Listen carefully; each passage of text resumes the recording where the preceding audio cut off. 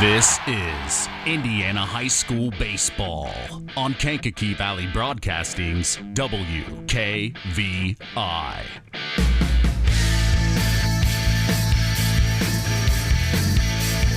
Brought to you in part by Culver's Portside Marina, NEPCO, Crane and Equipment Services, Farm Fertilizers, First Farmers Bank and Trust, Lawrence Farms, Mark's Body Shop in Knox, Zingo Express, Pulaski Memorial Hospital, Stark County Co-op, The Auto Park with locations in LaPorte, Plymouth, and Bremen, Standard Plumbing, Heating, and Air Conditioning, Collins Insurance, Howard's Marathon of Winnemac, and 5-Star. The KVB pregame show with Mitch Columbi is next. It's going back, and it's going to be a home run.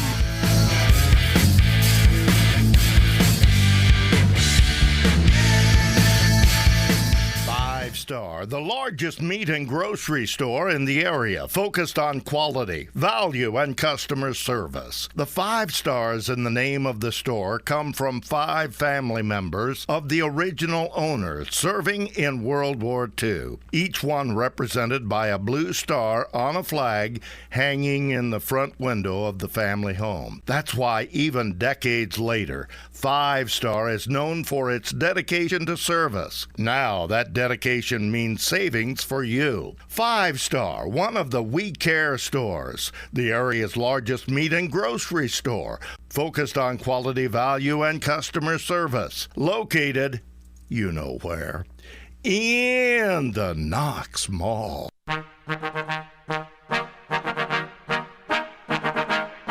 10 to 10. Big time That's the hit, game. and that's going to be a walk-off RBI single. Swung on, chopper to third. Here comes the go-ahead run. It's over the head of the center fielder, and it's a home run. Oh, my three-run homer. Welcome to the KVB pregame show. Now, here is the voice of KVB's WKVI Sports, Mitch Columbi. The new era continues here on Kankakee Valley Broadcasting's WKVI. 2 of our area teams clash as the Oregon Davis Bobcats host the Culver Cavaliers. This is Indiana High School Baseball. With us this afternoon, breaking things down and analyzing play on the diamond as our sports analyst, special guest, Lee Nagai. Hey, I'm Mitch Columbi. The tradition continues. This is KVB's WKVI Sports.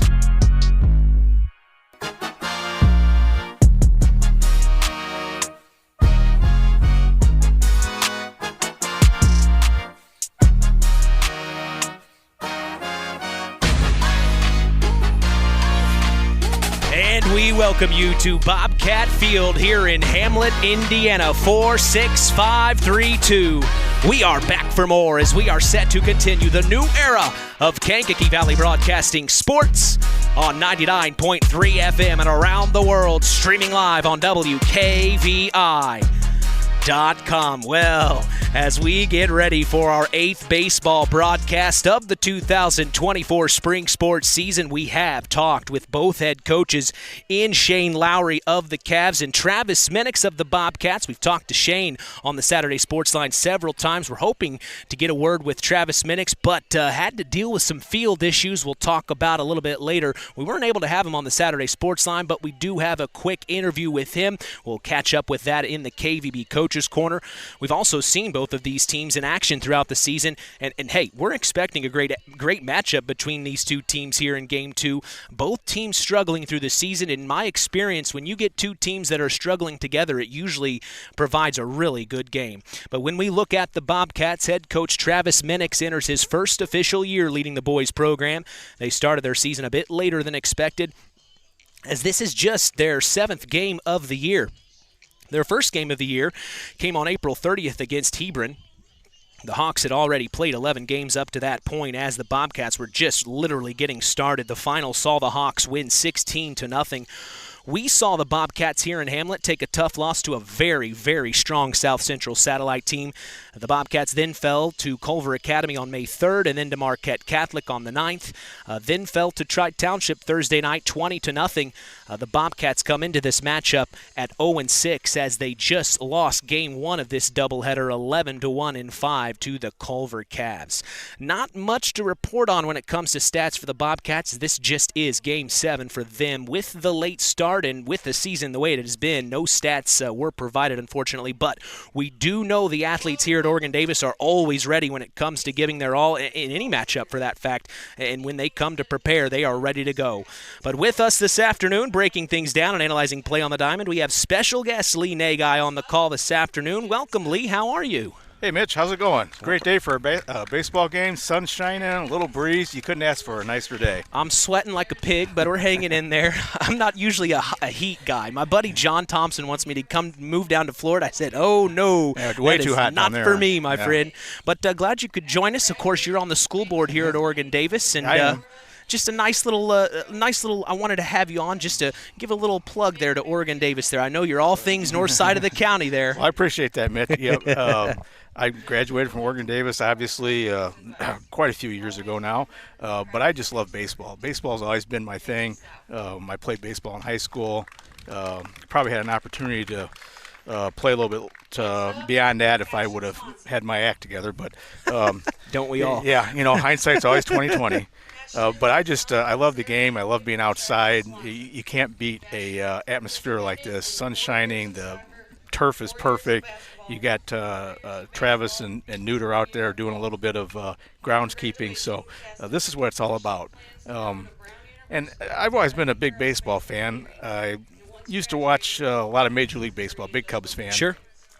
But I don't know, the last so many years, professional sports in general, to me, have lost a little bit of luster. And I really like coming down to the high school level, seeing the kids playing the game for the love of the game. Most of them are not going to play at the next level. They're just out here because they love the game. Yeah. And that's what I really like to see. Players who are hustling after the ball, hustling down to the first base after a walk, just out there enjoying the game. Yeah. And I don't think you can get this type of love for the game at the higher levels. Well, let's hear your thoughts on these Bobcats. I know it's probably not the season that head coach Minix had hoped for. It's just been kind of one of those years, but he's hung in there and he's fighting hard. Give us your opinion on him. Well, so a lot of people in the area know that I coach basketball, believe it or not. And I saw Coach Travis Minix had his boys in the gym early, back in basketball season. Back in the winter, it was cold and snowing outside, and he had a nice core group of 5 or 6 boys who were in the gym a lot, working on things. But as with any other small school, we struggle to get numbers. And so when you've got boys that are playing basketball, and then you count on those same boys to play baseball, count on them to run track. Maybe they're even playing baseball and running track. We've got a number of athletes who are doing 2 sports in the same season. It's just tough to get numbers. And I think it was a numbers thing this year. For whatever reason, a couple of kids who normally play decided not to play, and that really hurt them early, just getting the numbers up. But the bottom line is, Coach Minix hung in there. Yeah. Finally got himself, at least a good solid starting 9, and the boys have started to play. Obviously, their record isn't quite where you'd like to be, but I think the positive thing is you get blanked for the first 2-3 games, but then you score a run here, score a run there, start stringing some hits together, and you can see the growth. Yeah. And I think you talk to the teachers in the classroom, and the thing they look for the most is growth. And so from a coaching perspective, I think the thing that I would look for is the growth in these kids. And I was looking over his roster, and there's only 2 seniors on that roster. Yeah, and they're being acknowledged right now. Yeah, senior night. So we only got 2 seniors. That means 7 of your starting 9 are coming back next year. And I think the real positive that I see excuse me, just being around a school, is the junior high program. There's 23 kids came out for the junior high program. Now, obviously, That's really good for the future. Yeah, that's huge for the future. Now, obviously, you don't have 23 eighth graders, and the eighth graders will make the impact next year when they come in as freshmen. Right. But there's a real nice group of kids in the pipeline, and so I think the future is looking up. You come in a tough situation this year. Hey, the kids that hung in here, they've kind of had the baptism by fire. They Unfortunately. Yeah. They're taking their lumps, but they're sticking with it, and I think that's the most important thing in any sports or otherwise. But it's that character builder to stay with it, keep coming to practice, keep working hard. Even though you were short numbers, even though you got a late jump in the season, these kids are coming out here, they're working hard, they're staying with it, and I think that's a real big positive right there. And they got a great coach in Travis Minix. Of course, he is no stranger to baseball. He's played at the professional level, and I know you were talking to him a little bit earlier about that. We were really hoping to get him on this morning on the Saturday Sports Line to talk about it. Yeah, you guys got to do a better job of that. Come on now. Well, work on your sprinkler system here, buddy. All right. We turn the page and look at the Culver Cavaliers. Manager Shane Lowry took over as the man in charge in the offseason. They started their 2024 campaign at home against Tri-Township and fell short 6-1. The Cavs follow that up with a win over their cross-county rival Argus 4-3. They then took on another one of their cross-county rivals in the LaVille Lancers and lost Game 1 11-1 and Game 2 13-0. They took on Marquette Catholic and ended up tying 4-4 due to running out of daylight. The Cavs then lost to the Knox Redskins in a doubleheader. They fell in Game 1, 15-0, in Game 2, 17-2. And since that time, it just hasn't been the best of times for the Cavs. They fell to another conference foe, Winnemac, on April 25th, 6-0. They fell to Pioneer twice, 6-4 in Game 1. And 4-3 in Game 2. They faced off against Winnemac in a rescheduled game and fell 16-0. They then took on the North Judson St. Pierre Blue Jays and lost both games. Since that time, they have lost the last 4 games coming into today. The Cavs did, however, win the first game today, like we had mentioned, 11-1 in 5, as they come into this matchup now 2-15-1 on the year and 0-14 in Hoosier North Athletic Conference play. When it comes to hitting, Hayden Parker leads this team with a .235 batting average up to this point. Right behind him is Jonas McEwen, hitting right at a .225, and then rounding out the top 3 is Drake Zorich. He's averaging a .179 at the plate. As a whole, this team has a .165 batting average. They have 54 hits, 28 runs, and 19 RBIs on the year, and that's probably been added to since then because of Game 1, and also some stats were added in last night by Paul Dunn. But looking at the pitching for the Cavs, they have used 5 different arms through up to this morning, 92.2 innings pitched. They have an ERA rating of 6.72. They have allowed 116 hits, 153 runs, and have struck out their opponents 105 times. Again, that is just counting everything up to this morning, so things have changed a little bit. But did anything stick out to you about these Cavs? Well, I haven't had a chance to look at any other baseball this spring, Mitch. But, the fact is both teams were struggling a little bit. They came in here and they took care of business, put up 8 runs. So, when you're struggling, that's both teams look at that as, hey, we got an opportunity. They're not necessarily better than us. They struggle too, so let's go out and just play.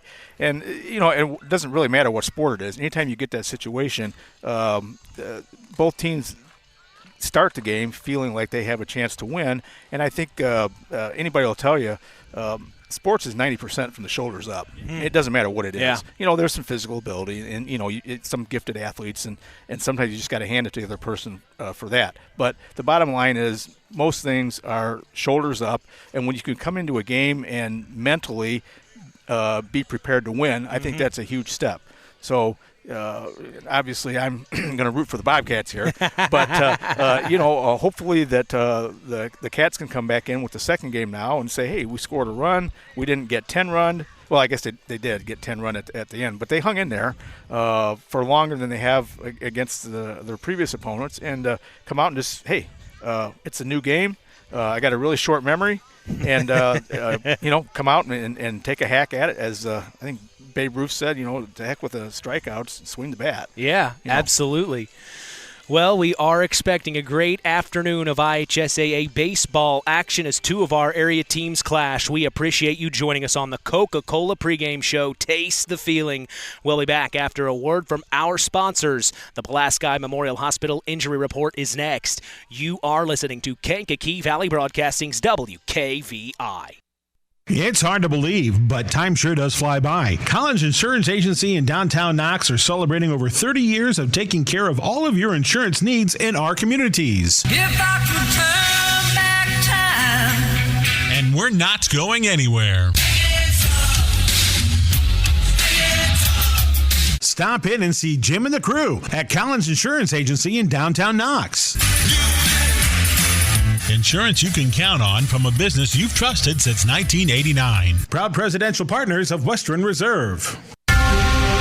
Who's in? Who's out? It's the Pulaski Memorial Hospital Injury Report with Mitch Columbi. Mitch? Big time shout out to my good friend John Thompson all the way from Ellenton, Florida, as the Pulaski Memorial Hospital has been serving lives of the residents of Pulaski County and the surrounding area since 1963. We certainly appreciate them supporting local high school sports. We are lucky to say no injuries to report, as that is our Pulaski Memorial Hospital Injury Report. Stay tuned. We are going to hear from Shane Lowry of the Cavs and Travis Minix of the Bobcats after the break. That's in the KVB Coaches Corner. You are listening to Kankakee Valley Broadcasting's WKVI. Stay tuned for America's Pastime with Mitch Columbi on Kankakee Valley Broadcasting's WKVI. Pulaski Memorial Hospital. Quality care closer to home. Pulaski Memorial Hospital is all about community and keeping our community spotlight shining on the accomplishments of our youth. That's why PMH is proud to be a sponsor of our local high school sports action on WKVI, our community radio station. Pulaski Memorial Hospital. Quality care closer to home. It's time to hear from the coaches in the KVB Coaches Corner. Here's Mitch Columbi. All right, I'm here with head coach of the Culver Cavaliers Baseball Club, Shane Lowry. Big win for you guys. 11-1 was the final in early innings. You got to feel pretty confident after that, Coach. Yeah, it's nice for our team. Our conference is tough, and we took everybody's best shot, it seemed like. Every pitcher that's in our conference, in the HNAC, they're bringing it. I mean, we have to be ready to play, and we did really well against Caston. That last game there, it was 1-0 into the fifth inning, and we're fielding the ball better and hitting the ball better. And today, that was going to be the key, is if we could hit the ball. And their first pitcher, he was right around the plate, had a very good breaking ball, so we had to earn everything off him. And we just pushed a couple runs across, and it's nice to be on the other end of that. And and our players, just in time for sectional action coming up here, just kind of getting some confidence, some momentum. We're 2-1-1 in non-conference games, and our conference, it was just tough. It prepares you for the sectional. So, what we told them before the game is, this is our non-conference part of the season here, and that can prepare us for the ODs, the Arguses, the Tritons, teams in our sectional. Yeah. And, it's good to have some momentum, and the dugout was alive, and that's nice. And everybody was talking, and their at-bats and just their demeanor on the field. It just feels good to get one like that. We need it. Yeah, we've talked with you before. We've talked to other teams. Doubleheaders can be grueling sometimes, especially for high school kids. And Mark Hendrick kind of mentioned it to us yesterday. He wants the dugout to be engaged. He said he doesn't want his guys just chatting with their buddies. He want them paying attention. And you said you had that in Game 1. What are you going to tell them here to start Game 2 to keep that intensity? I would almost say the past week it's been like that. We've had some really good dugout chatter going, and talk to them about it, and about what this is a kid's game. Have fun when you're out here. You're going to make errors. The averages of baseball, you can't be hung up on one at bat or one error. It's what you do on next play, next at bat mentality, and just staying positive with your teammates and the coaching staff. Colin and Matt, they do a great job, and the kids, we're just feeding off some of this momentum that we have going here, and our seniors, it's nice to have that experience here of kids who played 4 years of baseball, 3 years with COVID, of baseball going into their final sectional. And last year we were 1 out away from playing for a championship, and Triton got us. So, and there's some tough teams in sectional, so it could be the same type of thing. And I think that in their mind, that was one of our goals, to finish in the top half of HNAC, which is tough, and then to play for a championship in our sectional. And that's doable. That's something they know that they can get there with our draw. We can get there if we play like we did today. You know the question's always coming, Coach. Message to Cavalier Nation here at the end of the season. Message to Cavalier Nation is it's nice if you come out, nice day, but to get behind the boys when we're hitting the ball, it makes it fun. So come out and have some fun. Coach, appreciate your time. Thank you. I appreciate it. The Stark County Co-op has been a member-owned farm services co-op in Stark County since 1928. That's over 90 years, and they're still providing the same quality agronomy services to the farming community of Stark and surrounding counties. The Stark County Co-op is an LP and fuel provider. The Stark County Co-op purchases grain at both locations, Hamlet and Brems. You can reach them by phone at 1-800-782-3392.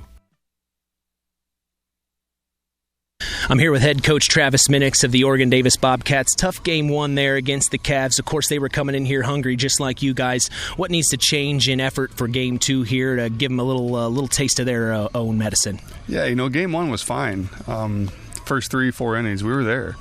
But then, I think the early morning game kind of got to the players a little bit. The heat started heating up a little bit, just didn't make enough plays. And they executed with those errors. They were putting runs on the board. And we got to eliminate those little things for game two. Anything in particular that you want to see in terms of swinging the bats here in game two? Yeah, obviously that pitcher for game one for them, he threw a lot of strikes, and I've told the hitters, hey, he's throwing strikes, so be ready to swing the bat, and so hopefully, in this second game, they definitely get the bat off their shoulder a little bit more and be more aggressive at the plate. Message to Bobcat Nation here late in the season, getting ready for sectionals. Yeah, come out and support if you can make it. We'd greatly appreciate it. And that's Wednesday over at La Crosse. Yeah, Coach, I appreciate your time. Good luck today. Thank you. Hey folks, Auto Park Fort LaPorte has got some news for you. We now have the largest selection of pre-owned vehicles in LaPorte County. So if you're in the market, come and check us out, because right now is the best time to trade in your current vehicle. Not interested in purchasing a vehicle? That's okay. We'll buy yours even if you don't buy ours. Not currently in the market, but your car needs serviced? Come check out our newly renovated service department and let them take care of all your service needs. And remember, we're not just an auto dealer, we're an auto park. Time now for the keys to the game. Sponsored by the Auto Park, with locations in LaPorte, Plymouth, and Bremen. All right, as we get set for Indiana High School boys baseball action, what are your keys to the game as a Culver Cavalier, Lee? Well, I think it's really simple. Catch the ball, throw the ball, keep doing the things you did in the first game. Baseball is a real simple game when you break it down. Yeah. You got to make good throws, and you got to catch the baseball, and it's as simple as that. Of course, at every level, but especially at the lower levels, throw strikes. I see a lot of kids, younger kids, wanting to mess around with breaking pitches and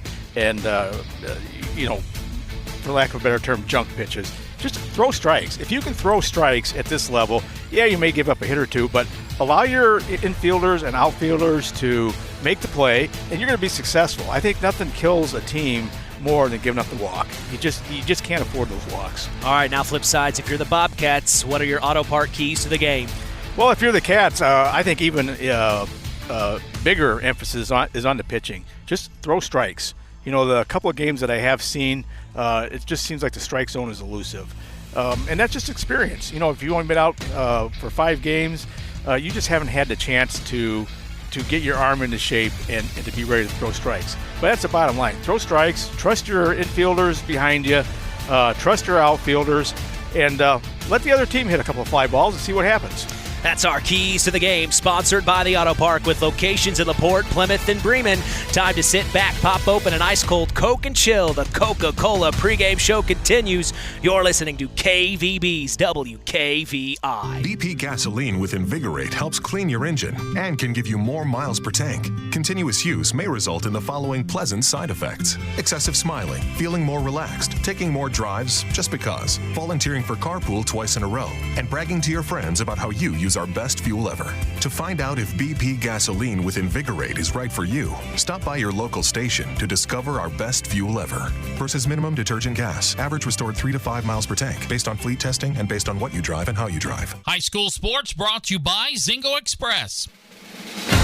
The tradition continues with Mitch Columbi on Kankakee Valley Broadcasting's WKVI.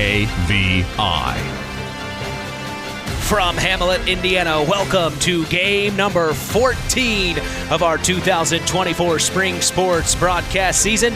To see the Oregon Davis Bobcats host the Culver Cavaliers, I'm Mitch Columbi.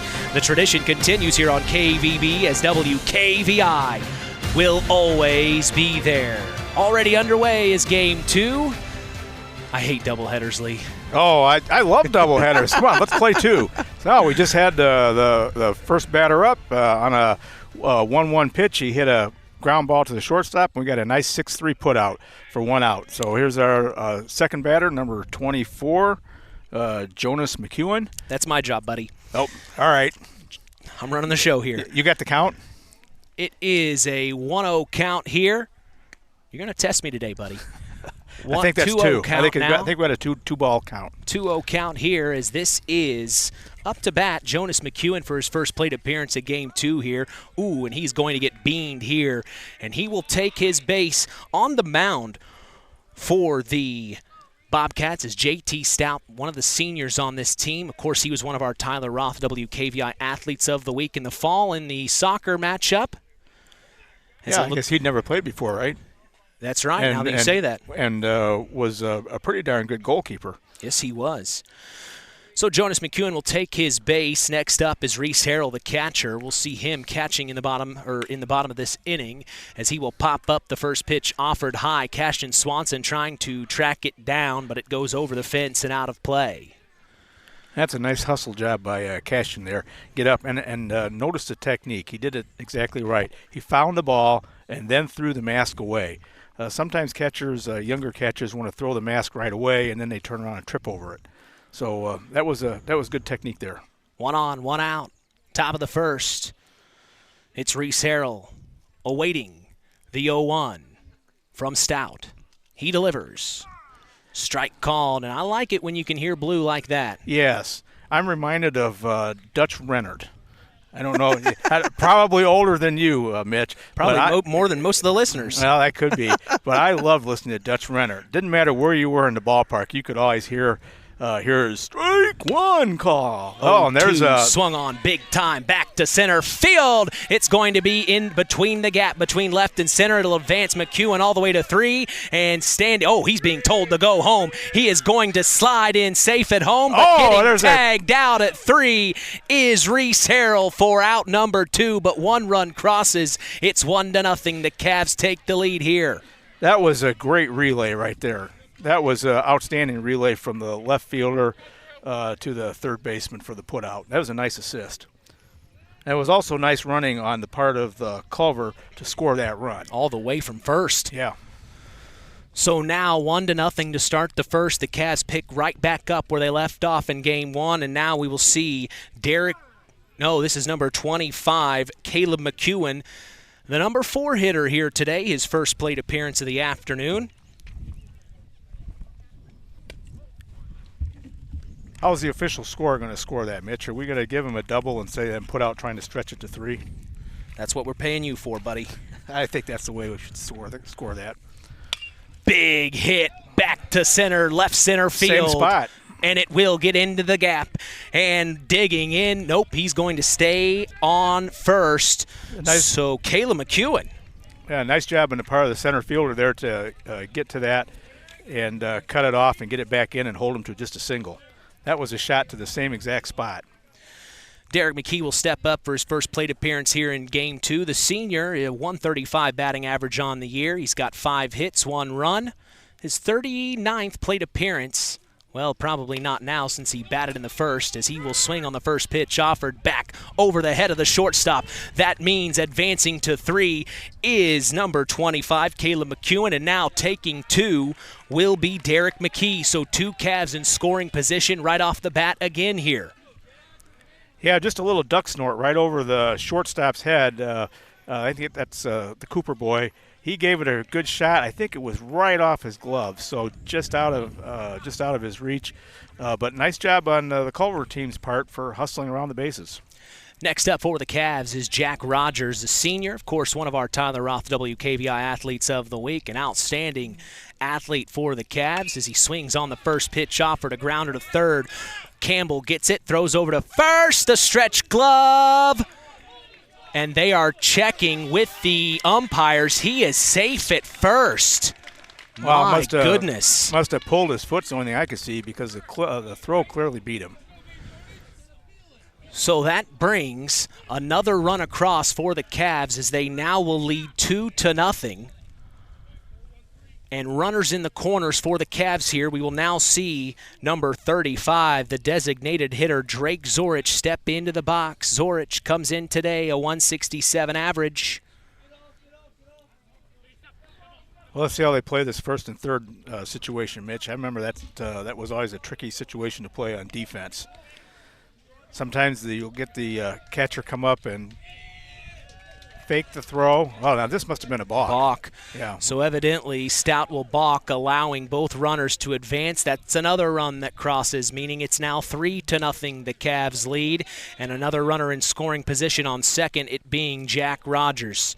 So here comes the first pitch from Stout, to Zorich. Popped up high, foul over our heads, out of play.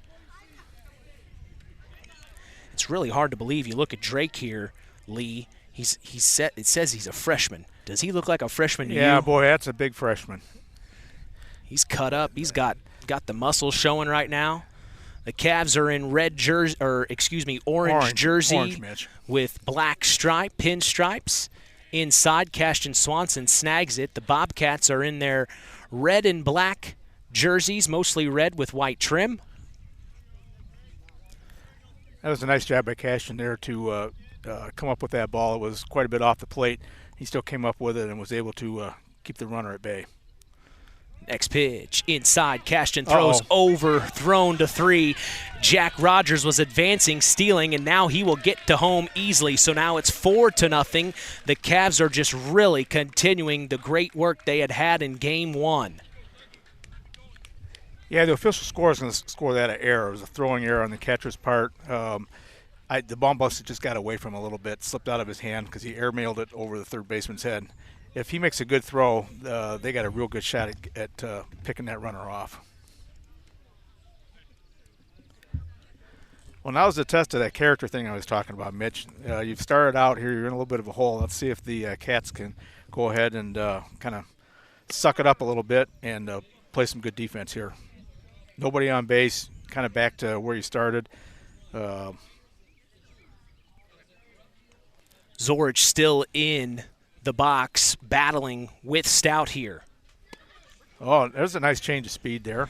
And that will be out number 3, and that is the first inning. 4 runs cross. The Cavs do some damage. We're going to take a break and come back. More action on the way. You're listening to Kankakee Valley Broadcasting's WKVI. On the way home from the game, a deer jumps in front of your truck. And now you've got to get that truck repaired. Make it easy on yourself. Take it to Mark's Body Shop. Mark's has done expert auto body service since 1998 and will work with you and your insurance provider for collision repair, custom body paint, and insurance work. And all work guaranteed by owner Mark Schell. Mark's Body Shop, proud to support high school sports. 772-7003. When you grow up on the land, you have an appreciation for it. When you grow up and work on a family farm, on land that is shared by members of a family, all working together as a team, that appreciation grows even more. They know what it's like to work as a team to get the job done. At Lawrence Farms of Knox, Todd and Josh Lawrence and family support the local high school teams and wish them success all through the season. The key to high-yielding crops is accurate and dependable soil testing. This is Andy Awald of Farm Fertilizers and Seeds. Having the right information to make the most profitable fertility decisions is what Image Services from Farm Fertilizers and Seeds is all about. We combine cutting-edge technology and computerized record-keeping with a common-sense approach to soil sampling and fertilizer recommendations. Whether it be by management zone for field-level applications or grid-based for variable rate applications, count on Image Services by Farm Fertilizers and Seeds for your soil service needs this fall. This afternoon's broadcast is brought to you in part by Nepco Crane and Equipment Services, specializing in mobile crane service. Call Joe Nepp at 1-800-590-2272 for all your residential, commercial, and agricultural crane needs. We go to the bottom of the first. Mitch Columbia along with special guest Lee Nagui. 4-0. The Cavs got out early in that one. We are so glad you've joined us. The tradition continues here on KVB's WKVI. Well, interesting first start for the Cavs there. Great start for the Cavs. Come out, swing the bat, and get some hits, a little bit of aggressive base running there, and put up a crooked number on the board. Well, we'll see what happens here for the Bobcats. It's Cashton Swanson stepping in for his first plate appearance this afternoon. He takes the first pitch inside, ball called. So the Bobcats just need to remember that there's no such thing as a 4 or 5 run hit, especially when you're leading off. They need a lot of base runners, get good at bats, get deep in the count, and swing at quality pitches. Next pitch. There's a nice swung on back to left field, and it will go foul. Boy, you really want to be a play-by-play guy, don't you? I love baseball, Mitch. It's the true sport. You've never done color, have you? It's very obvious. Next pitch. Bunt shown. It'll drop in front of the pitcher. That's Hayden Parker. He throws over to first. It's overthrown. Cashton Swanson's going to dig in for 2. Will he get there? I think he will. He is oh, my gosh, he's rounding for 3, Lee. Here he comes. 2. There he is. Absolutely. Sliding into 3 is Cashton Swanson. My goodness. The old Little League triple. The official score is going to have to give him a base hit, though, and then an error. So Swanson gets all the way to 3, and right off the bat, the Bobcats have a runner in scoring position just 90 feet away. Great start for the Cats. First pitch offered. This is number 4, Jason Blackburn, the center fielder. You remember Jason a few weeks ago against the South Central Satellites. Had a nice afternoon. Of course, the Satellites are just a very good team right now. Unbelievably good. They have a great program there. Ever since I can remember, the Satellites have had a great baseball program. Chopper down the left field line goes foul. Mitch, that was a chopper down the left field line that the third baseman knocked foul, so that's a base hit. So he does get on base. He touched it right before it gets just past the line and goes foul. So runners on the corners for the Cats here as they are putting things together here. It's Drew Cooper now up the bat, the shortstop. Now let's see how Culver decides to defend the first and third situation. It'll be interesting to see if the runner at 1, Blackburn, gets the call to steal 2 here. First pitch offered is a ball low. Cooper, good eye. Next pitch from Parker. Low, inside. That's a real nice job by the Culver catcher there to keep those balls in the dirt in front of him. That's 2 balls in the dirt. He's done a real nice job of blocking them and coming up with them cleanly. Always one of the things that a catcher has to learn is to trust his gear. Popped up high. Back to right field, and it goes foul. Hayden Parker, a senior on this Cav team, comes in today a 7.69 ERA. He is unfortunately 0-4 coming into today's matchup. Very interesting situation. He has allowed 42 hits, 37 runs. He has struck out his opponents 15 times coming into today. Now I'm going to guess that the Culver pitcher is their second line or third line pitcher. So this is a nice opportunity for him to come in and kind of see what he's got. Doubleheaders are like that. You always have to have that second and third line pitcher. And here's an opportunity for him to come in and get some innings in. 3-0 count from Parker to Cooper. Swings on, popped up high, back to left field. Will it be gloved? It is, and tagging up at 3 is Cashton Swanson to take home, and he will bring a run across for the Bobcats. So a sacrifice fly brings Cashton Swanson home. Yep.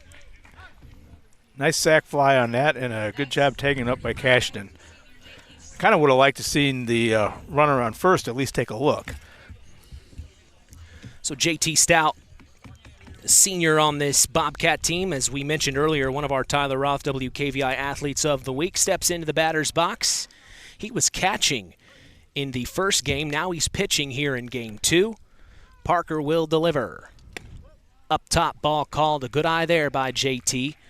Very tall individual. Our umpires for this afternoon are Tom Stefaniak and Kendall Schaefer. Oh, there's a big hit back to right field. It's gloved for out number 2. Stout got a hold of one there, though. Yeah, he had a line drive. It was, unfortunately for him, just right at the right fielder. So, unfortunately, that goes down as a F9, 2 outs, and we still got a runner on first. Next up is Andrew Soroki. He steps into the box. Parker deals.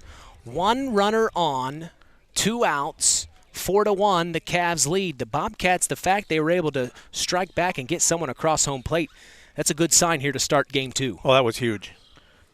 Even if you can't get all 4 back, just the idea that you're going to respond is a huge benefit to the Cats psychologically. Next pitch is a called strike to Soroki. Parker kicks and deals. Swung on, grounder gets through shortstop. That's Jonas McEwen, and it will be. That's a E6 there, Mitch. Number 16, Trevor Campbell. So he gets on base by error, and now stepping in to the box is Trevor Campbell for his first plate appearance of the afternoon, already to the 6th hitter in this lineup here in the first for the Bobcats. I really like the plate approach that these Cats have showed starting out. They're not afraid to swing the bat. They're hitting the ball, putting it in play, and then seeing what happens. Swing and a miss for strike 1. Hayden Parker trying to attack here. Probably doesn't want to allow any more runs here. The next offering. That's a foul tip off the catcher's mask. Really? Jeez. Well, the batter hit it, and then the catcher hit it. You don't How's know that? how you talk to people sometimes. Kind of talk down. Well, I'm so used to looking up, Mitch. Yeah, so I you know. see. I see. Jeez. You'd think I'd never done a ball game before. So now, after the foul tip, 0-2 is what I heard Blue call. I think so. It's 0-2, yeah. Parker, ball up top, 1-2 now. Yep, waste 1. That's a good approach from a pitcher. If you got your batter down in the hole 0-2, go ahead and throw something out of the zone and see if you can get him to go fishing. Parker, inside, ball 2, evens up now. 2-2 count. Anything close here could be your pitch. Yep, 2 outs, 2 on, 2-2 count. Next pitch, chopper to Jonas McEwen at short. He will glove it this time. Slings it over to first, but he had unfortunately ran away from the bag to catch it. That was the first baseman for the Culver Cavaliers, Derek McKee. So getting on base safely is number 16, Trevor Campbell. Yeah, once again, hit the ball, put it in play, and see what happens. And really, the Culver shortstop had more time than he thought. He rushed himself a little bit, and that's the cause of that bad throw. If he'd have just straightened up and made a good throw over there, he had him out in plenty of time. Aiden McCallum up to bat here. He swings and misses on the first pitch from Parker. McCallum, a junior on this Bobcat team. Next pitch, called strike. You let it blow by. So that's the first strike that I've seen the Cats let go by. Ooh, check swing. And he's safe. He didn't go halfway. So it'll be a ball, 1-2 count here from Parker to McCallum. Yeah, that was close. Parker deals, Swing and a miss, and going down, striking out is Aiden McCallum here in the bottom of the first. But one run crosses, couple of runners left stranded. We're going to take a break and come back. Top of the second is on the way. You're listening to Kankakee Valley Broadcasting's WKVI. When you grow up on the land, you have an appreciation for it. When you grow up and work on a family farm, on land that is shared by members of a family, all working together as a team, that appreciation grows even more. They know what it's like to work as a team to get the job done. At Lawrence Farms of Knox, Todd and Josh Lawrence and family support the local high school teams and wish them success all through the season.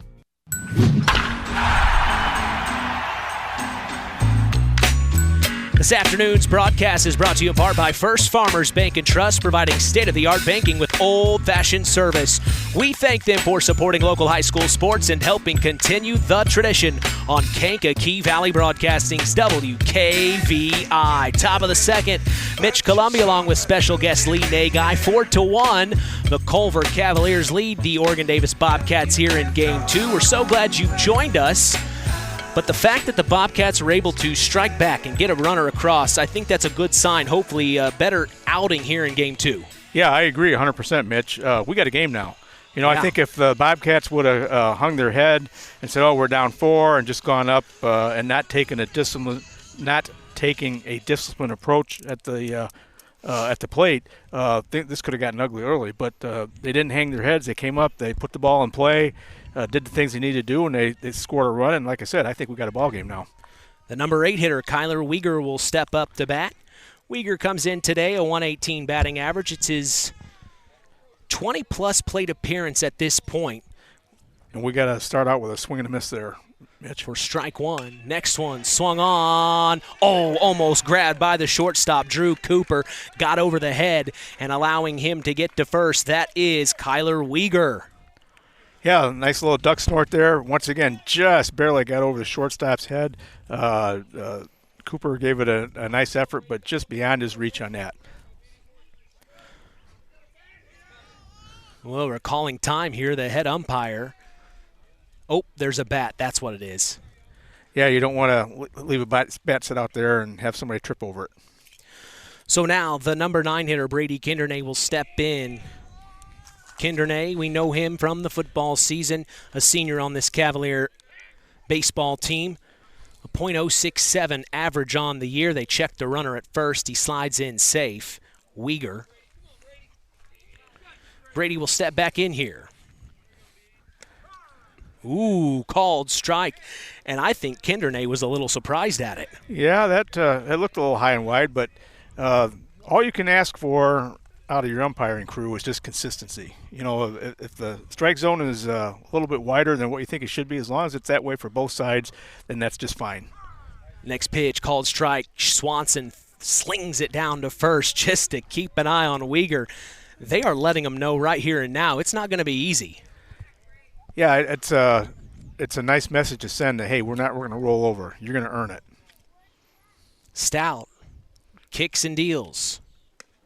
Strike 3 called, and going down looking is Brady Kindernay for out number 1 here in the top of the second. Now we go back to the top of the batting order. It's Hayden Parker for his second plate appearance of the afternoon.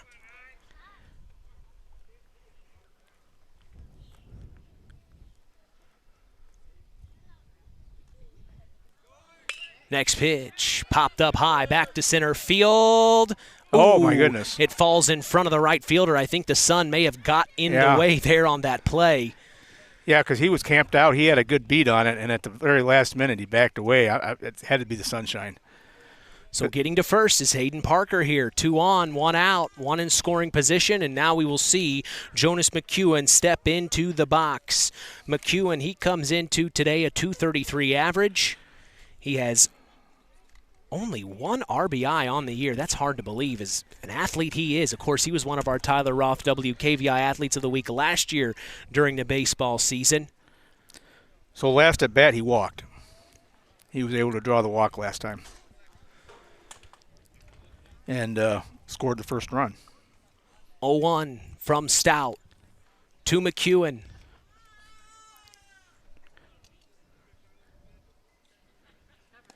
This time in the dirt. Swanson throws down to first. Sliding in safe. That's Hayden Parker. It was a nice pick by Stout. That ball was in the dirt. He picked it cleanly. The runner at first looked like he was straying off a little bit, and Swanson woke him up. Stout checks both runners at 1 and 2. He will deliver. Strike called. Well, I think the umpire is being consistent, Mitch. He's calling that high strike. He likes that spot. He's calling that spot. Of course, he is a tall individual. Well. his strike zone's probably a little taller than most. Stout throws back the 2. Oh, no, he faked it. I thought he threw it. No, that's a good move on his part. Just step off the rubber, turn and look. You never know. He might catch that runner asleep. Next pitch in the dirt. And that will be another ball. I believe it may be 2-2 here. Yeah, again, a nice job by Swanson of blocking that pitch, keeping it in front of him, and not allowing the runners to advance. Stout. Swing and a miss. And that is strike 2. There you go. Again, it's a little bit higher than what you would normally think about, but the umpire's being very consistent.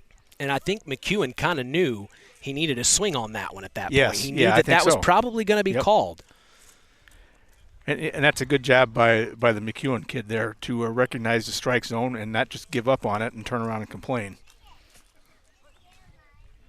So now the 2-2 from Stout.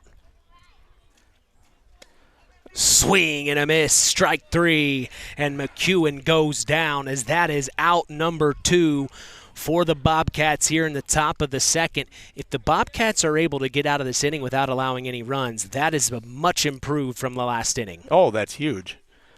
You score a run and then come back in the top of the inning and shut them down and get yourself back in a position. Get things rolling. Yeah.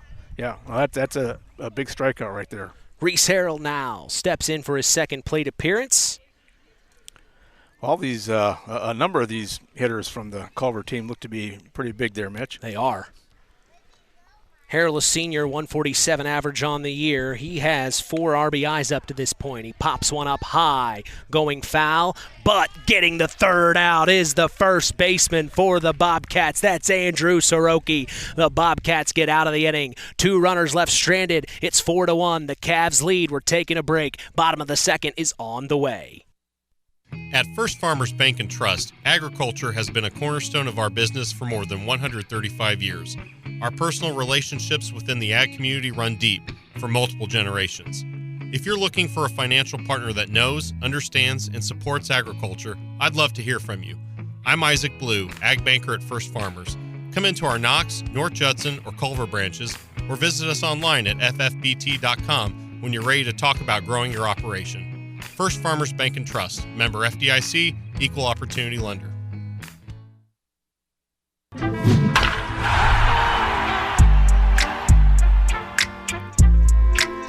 Today's game is brought to you in part by Howard's Marathon of Winnemac, serving Pulaski County for 44 years. Call 574-946-6894 and ask for Howard or Dean.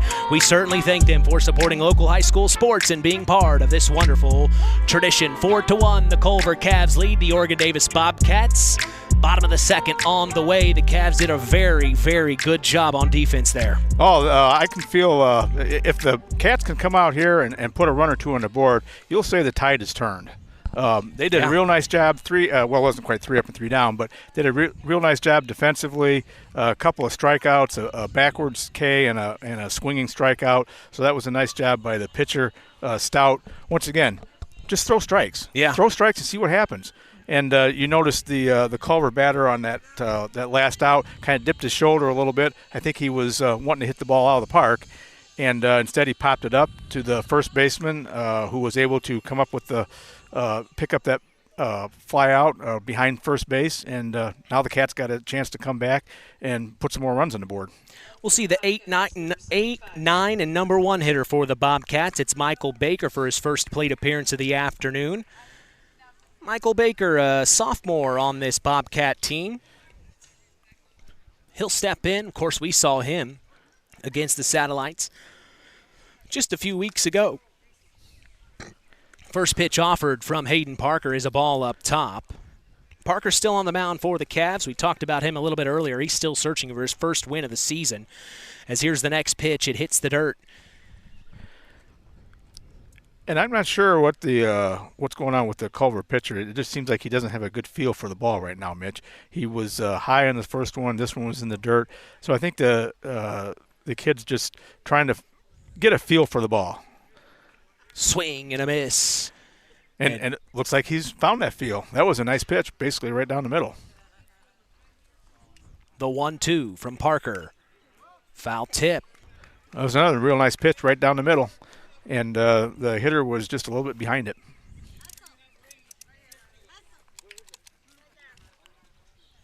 Next pitch from Parker to Baker. Swung on, foul tip again. He's trying to get the timing down. Yeah, this is a nice battle here. The pitcher was struggling to find a feel for the ball, but the last 3 pitches have been right around the plate. And the hitter is trying to find the ball too. He's fouled off about 3 pitches now. Yeah, 3 in a row now. So, yeah, this is a good battle. We'll talk to coaches in the area. They really like to put a good hitter at the 8 or 9 slot in hopes to get back to the top of the batting order. Right.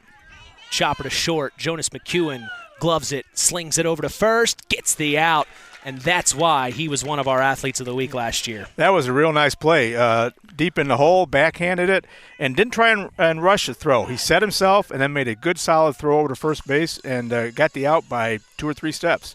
So that was a real nice job. Sometimes you just got to get those first inning jitters out of the way, and after you get that, after you get the first ball hit at you, then you can settle in and play baseball. So we'll see Riley Berg. He swings on the first pitch. It's a grounder back to Jonas McEwen. He slings it over for out number 2. So that's 2 outs in a row that have gone right to McEwen. Yeah. Yeah, 2 ground balls to your shortstop, and he's made real nice picks on him. That one he didn't even have to move. It was hit right to him. No funny hops or anything. Came up with it cleanly and made a nice throw over to first base. Now, here's someone I've been wanting to talk with you about is Cashton Swanson. I just think this kid is such a great athlete. I love his energy. You know, I've seen him just in a pickup game. I was setting up my equipment or a basketball game, and just the energy he gave in that PE class. I mean, he just is a wiry individual. Just so much energy. Cashton is full of energy. There's no question about that.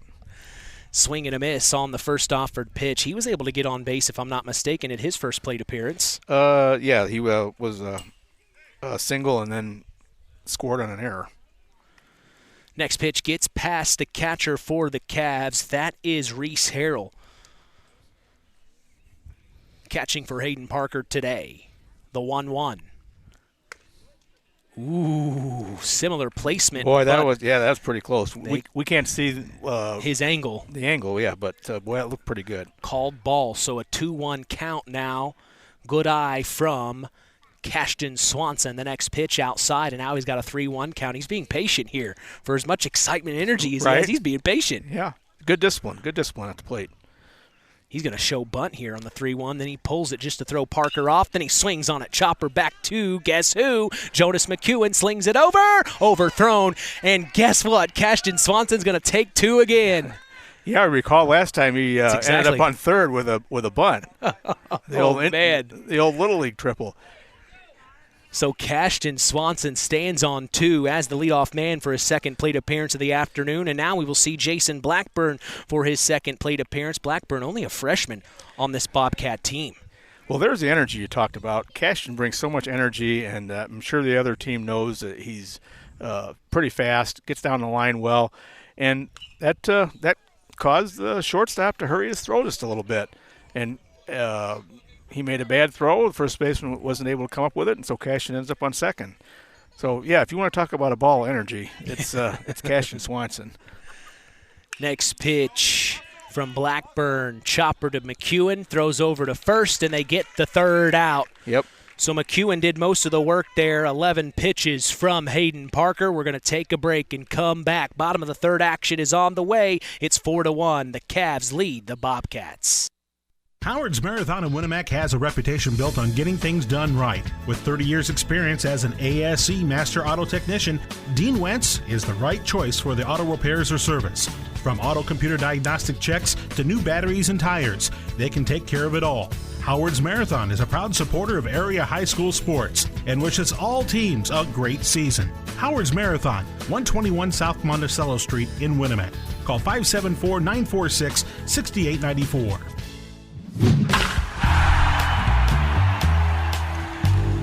Tonight's game, or this afternoon's game, is sponsored in part by McGrath Refrigeration, a family-owned business since 1967, and your local Armstrong air dealer. Call them for all your heating and cooling needs at 574-772-3575. McGrath Refrigeration, where the temperature is always just right. We also thank Farm Fertilizer for sponsoring today's broadcast. You can call them at 574-867-2441. That's Farm Fertilizer, helping to move the bar on yield and crop investment returns. Mitch Columbia along with special guest Lee Nagai. 4-1, the Culver Cavs lead the Oregon Davis Bobcats, and we go to the top of the third. This game's rolling right along. The first game was we broke in there and went on the air to say, this game was taking a little bit more time. Here we are in game two. We're rolling right along. Yeah, the kids are playing good defense out there, and you got to hand it to the pitchers. They're throwing strikes.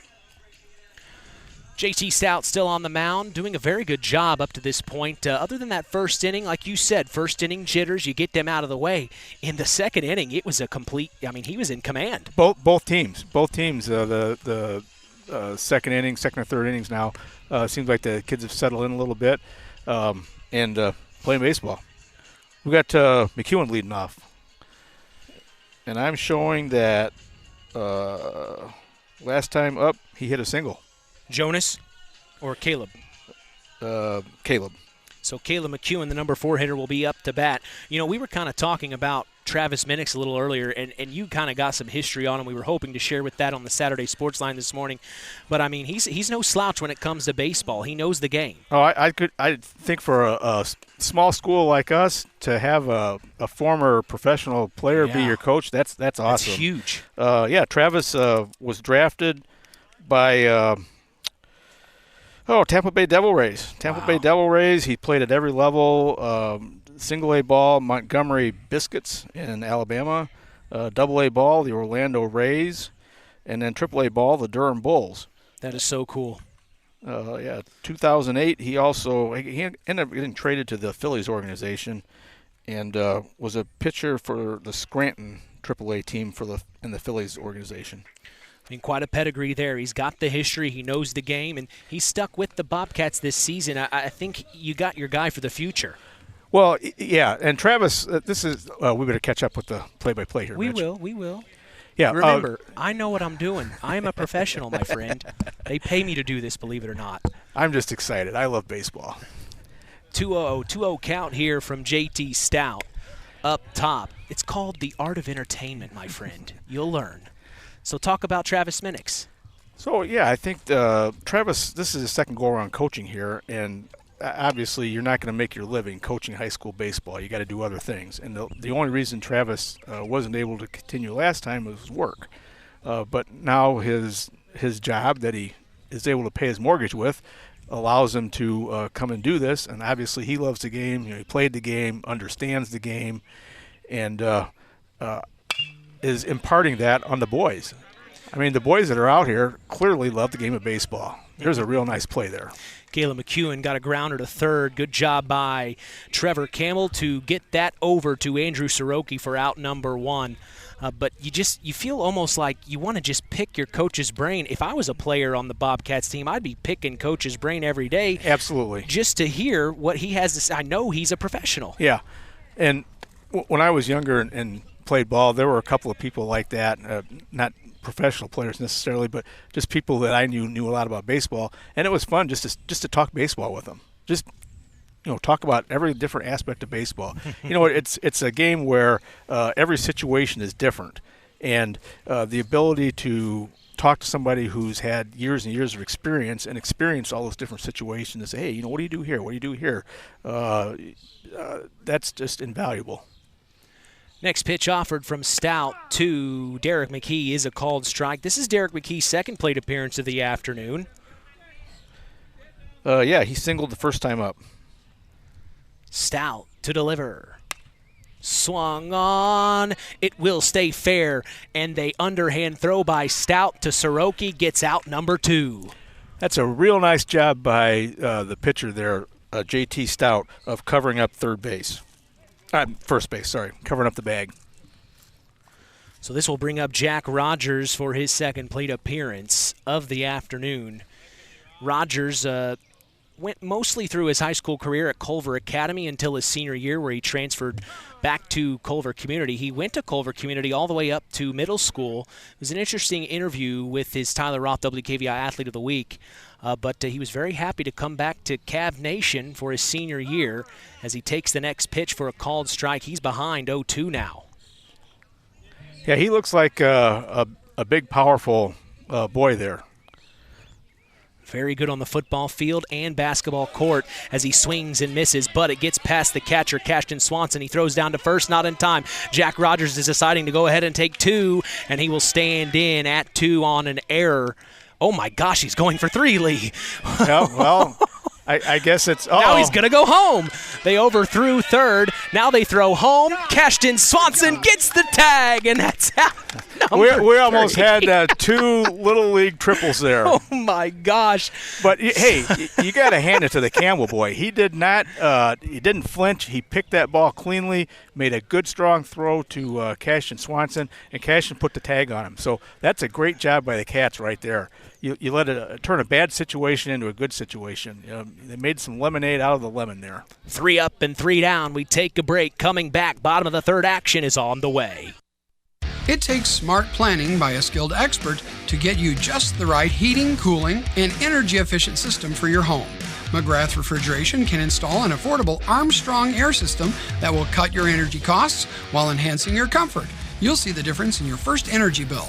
Give McGrath Refrigeration, your local Armstrong dealer, a call today at 574-772-3575. That's 574-772-3575. McGrath Refrigeration, where the temperature is always just right.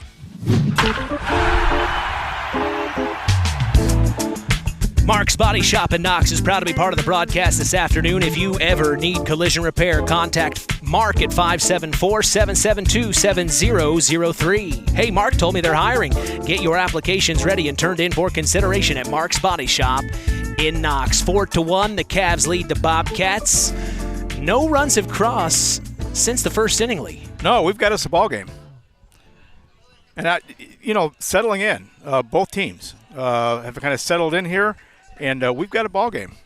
Drew Cooper up the bat for the Bobcats, his second appearance of the day. He flew out to left field last time. First pitch from Parker, called strike in the zone. Yeah, that looked like a pretty good pitch. That was pretty much right down the middle. Both pitchers coming into their own here midway through this game as there's a swing and a miss by Drew Cooper. Parker is really warming up here. Yeah, that was a nice pitch. Looked like it was maybe a little down and in, but Drew Cooper took an offer at it and came up empty. The 0-2 up top for ball 1 now. And that's a good pitcher's move. We talked about that before, Mitch, but you got the batter down 0-2.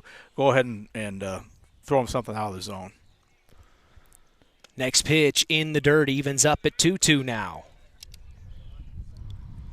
Little breeze coming through here. Yeah, that's a welcome respite. 78 degrees and sunny here in Hamlet, Indiana. Next pitch up top. Well, the previous pitch, the catcher did a nice job of picking that out of the dirt.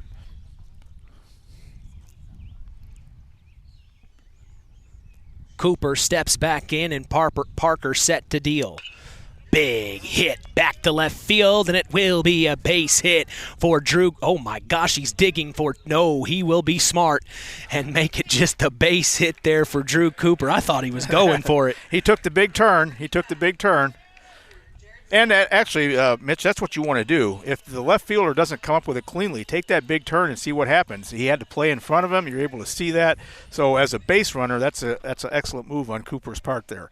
As far as the defense goes, the left fielder did a real nice job of coming up with it cleanly and getting the ball back in and holding him to a single.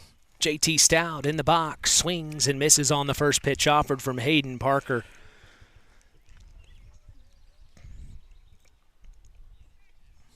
Stout doing a very good job on the mound for the Bobcats. Now in the box, swings and misses. Yeah, and there was a pitch in his eyes. Sometimes that ball looks as big as a beach ball, especially when it comes in eye level. A little meatball action. 0-2 from Parker to Stout. Finds the zone, and going down looking is JT Stout for out number 1.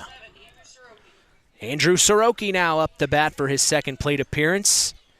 Had a couple of nice snags at first. Yes, he did. Yeah, picked up that ground ball, or I'm sorry, ball in the dirt that was thrown at him for an out, and then he was able to flag down that pop-up that was hit behind first base. Foul tip. Makes it 0-1 here for Andrew Soroki. You just heard head coach Travis Minnick say, let's go, Andrew, come on. Words of encouragement. The 0-1. Up top, ball called. Swanson throws down to first. Safe is Cooper. My apologies. Yep, Cooper saving first, yep. So Soroki will step back in. Parker to deal. Ball up top now. So he's being very patient after an 0-2 start. I believe it's now 2-2 here. I'm used to relying on the scoreboard. Yeah, I think the scoreboard is not correct right now.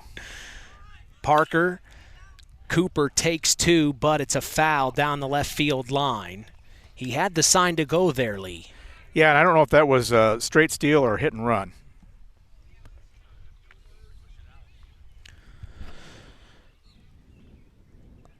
Two here, as the head umpire just announced. Parker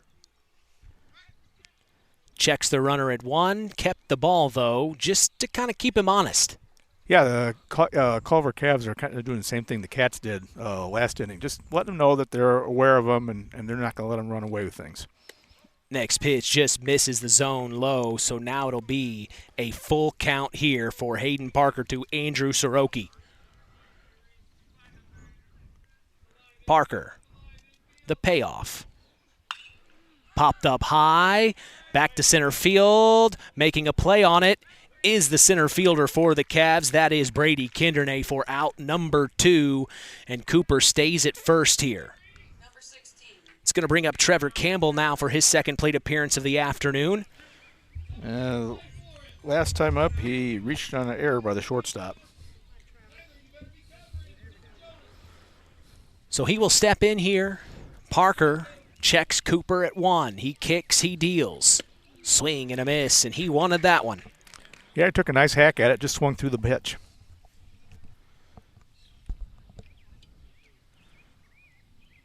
Campbell also playing third base. Swings, foul tip. Cooper tried to take 2, but he will have to trot back. I think they had the hit and run on there on that one, Mitch. Tell him to swing, tell him to run. Yeah.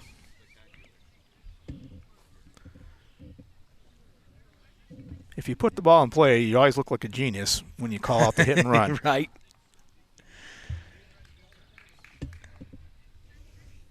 These officials so far calling a very good game, even both ways. Yeah, no controversy from the umps. Up top, there goes Cooper to take 2. They throw. Reese Harrell throws to second, but not in time. And sliding in safe is Drew Cooper. He gets himself in scoring position. Yeah, and that was actually a pretty good throw from the catcher. I didn't think he was going to throw it at first, but he threw that from his knees, and it was a close play at second. Parker delivers. Low and inside, another ball. Cooper's going to try to take 3. Oh, they're in a pickle now.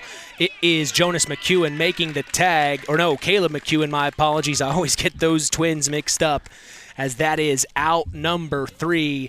So Drew Cooper gets caught in a pickle for out number 3. It's 4-1 still. The Cavs lead the Oregon Davis Bobcats. We're going to take a break and come back. More action on the way. You're listening to Kankakee Valley Broadcasting's WKVI.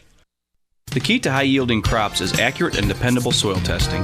This is Andy Awald of Farm Fertilizers and Seeds. Having the right information to make the most profitable fertility decisions is what Image Services from Farm Fertilizers and Seeds is all about. We combine cutting-edge technology and computerized record-keeping with a common-sense approach to soil sampling and fertilizer recommendations. Whether it be by management zone for field-level applications or grid-based for variable rate applications, count on Image Services by Farm Fertilizers and Seeds for your soil service needs this fall.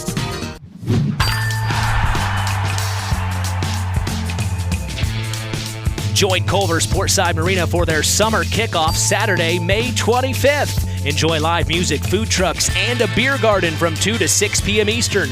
Culver Sportside is also proud to announce they are expanding to Bass Lake. Slip rentals, boat storage, and self-service fuel pumps will all be available this summer. Call them at 574-842-5000. That's Culver's Portside Marina. We go to the top of the fourth. 4-1, the Culver Cavs in the lead over the Bobcats. Mitch Columbia along with Lee Nagy here on Kankakee Valley Broadcasting's WKVI. These two teams, I think, have seen enough each other from game one. Now they're really warmed up, and they're playing each other as if they're equals. Yeah, they really are. Both teams have settled down, kind of had some first-inning jitters maybe.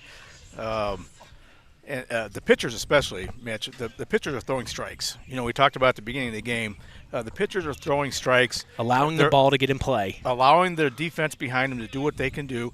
And to the credit of the defense, you saw last inning, a ground ball to the Campbell kid at third, made a nice. So number 6 is pinch hitting. I'm sorry to interrupt you. That's all right. Our head umpire wanted to let us know there, Lee. My apologies. So it looks like pinch hitting is number 6 for the Cavs here. This is Adria Guasp. He is a foreign exchange student from Spain. Wow. First time ever playing baseball from what I've been told. Oh, wow. Very good basketball player in the winter for the Cavs. Of course, he was on that head coach Kyle Evans' team. As the next pitch gets passed, and but anyway, continue your thought there. I didn't mean to interrupt you. Well, I was saying the pitchers have done a nice job. They're not overthrowing the ball. They're not trying to strike everybody out, blow the fastball, or bend the knees on the curveball. They're just throwing strikes and allowing the defense to play some defense. And to the credit of the defense on both teams, they've responded. The shortstop for the Cavaliers has done a real nice job. On most of the ground balls hit to him. He had all 3 outs. Yes. He assisted all 3 outs at the last inning. And for the Cats, their last inning, the third baseman did a nice job of picking the ground ball and making a nice strong throw over to first base to get that out. Stout going at Guasp, and he unfortunately will walk Adria Guasp. So Adria will take his base. And that is how the top of the fourth starts for the Cavs here.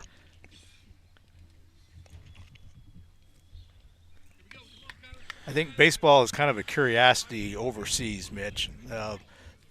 Now, Japan, obviously, they play a lot of baseball there, but when you go to Europe, they just don't see the baseball. Well, it's still nice they were able to get him to come out. Yeah, absolutely. Experiencing everything this country has to offer. Right. Not much right now. Uyghur, that's another show.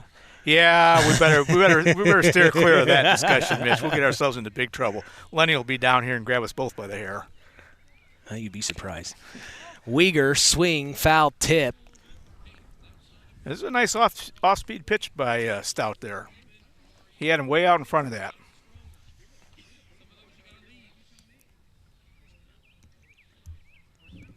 Swanson really doing a good job as the catcher today. He hasn't let too much get past him.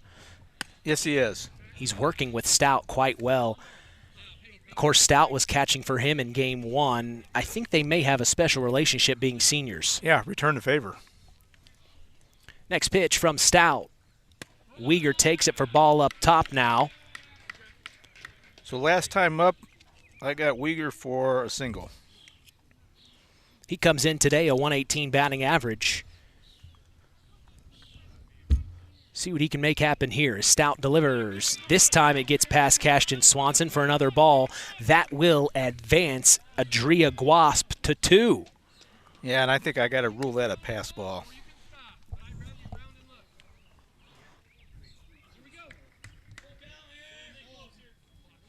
You hear head coach Shane Lowry. I love his positivity. We were talking, or I was listening to him in game 1. And something had happened out on the field, and there was a little bit of an argument with the umpires, and he said, no, 2005 ALCS, boom, bing, bang, here's what happened. And they ended up going with his call, as here is a grounder that gets past Trevor Campbell, advancing Adria Guasp to 3, and getting on base at 1 is number 15 for the Cavs, my apologies. That is Brady Kindernay. Or Kyler Weegar. My goodness, it is not a good day. Weegar gets on first, and now Brady Kindernay there you go. will come into the box. Cool thing about the Cavs, they always have really, really nice jerseys. They've even got their names on the back of them. You know, you can't reuse those next year. They get to keep them, I would assume. Right. Well, the traditional pinstripe style. We were talking with Nathan Orger a few weeks ago, and he said, you know, the word Cavalier from back in the day was named after being so foppishly dressed. And you look at the jerseys, they are sharp. The pinstripes are sharp. Stout checks both runners, stepped off the rubber. Yeah, let's see how the Cats decide to defend the first and third situation here. Nobody out here in the top of the fourth with runners in the corners for the Cavs. Stout delivers, and it will go foul down the right field line. They are trying to bring Adria Guasp home. This is a nice job of inside-out hitting there. I'm not sure if he was intentionally trying to hit behind the runner or not, but we'll give him the benefit of the doubt and say he was. And about 6 inches closer to fair territory. It could have been. And that was hitting behind the runner. So it'll bring both runners back to first and third. Kindernay, the number 9 hitter, trying to get back to the top of the batting order for these Cavs. And that was a nice job on the part of the first baseman, too. Once that ball was foul, he made sure it stayed foul. Swing and a miss. They throw down to first just to keep Weegar honest. Yeah, just keep the runner honest. Waiting for the count from the official umpire here. I think it's 0-2. That's what I think he said. Stout to deliver. Swing and a miss. Strike 3. Taking 2, though, is Kyler Weegar. So now 2 runners in scoring position for the Cavs. With 1 out here in the top of the fourth, we go back to the top of the batting order for the 3rd time. The Cavaliers will see Hayden Parker. You know, I have to rule that runner advanced there on DI, defensive indifference. They didn't even make a throw. Parker, 243 average coming into today. He takes the first pitch for a called strike. 0-1 count here. Pitcher's best pitch right there, strike 1. That's really kind of what we've seen them swinging on the first pitch. It's both teams for that fact. Rare occurrence there for Parker to take it as he takes the next one, ball 2. And we've talked with other coaches in the area. Hypothetically speaking, the best percentage pitch from other coaches that have talked to me is the first pitch. Take usually that first pitch, yeah. Because that's the one they're usually going to try and get over for a strike. 1-1 from Stout. Swung on, popped up high, and it is gloved by the second baseman for out number 2. That was Aiden McCallum, a nice play there by him. F4. So that keeps both runners at 2 and 3. Adria Guasp on 3 and Kyler Weegar on 2. And now this will bring Jonas McEwen up to bat. Well, and what we're seeing here, Mitch, is just like what we talked about. Pitchers are throwing strikes and letting their fielders make a play on the ball. First pitch offered, swung on, foul tip by Jonas McEwen. And he went right after him. He threw that ball right down the middle of the plate. Just challenge him, say, here it is, try and hit it. Next pitch, up top. 1-1 now.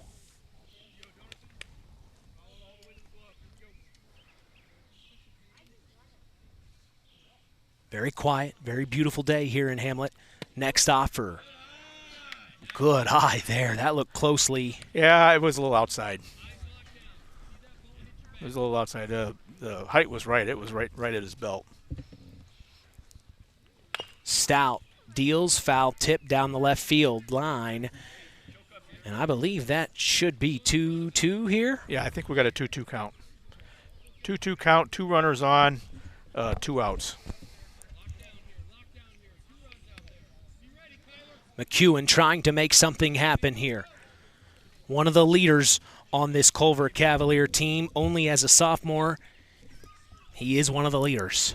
The 2-2 foul tip keeps it 2-2. I got him down as drawing a walk the last time up. In fact, he drew the walk and ultimately scored the Cavs' first run.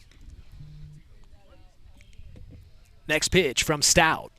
Swing and a miss, and going down swinging is Jonas McEwen for out number 3. The Bobcats outlasted the Cavs there as they left 2 runners in scoring position stranded. We're going to take, this is the Standard Plumbing, Heating, and Air Conditioning 4th inning stretch.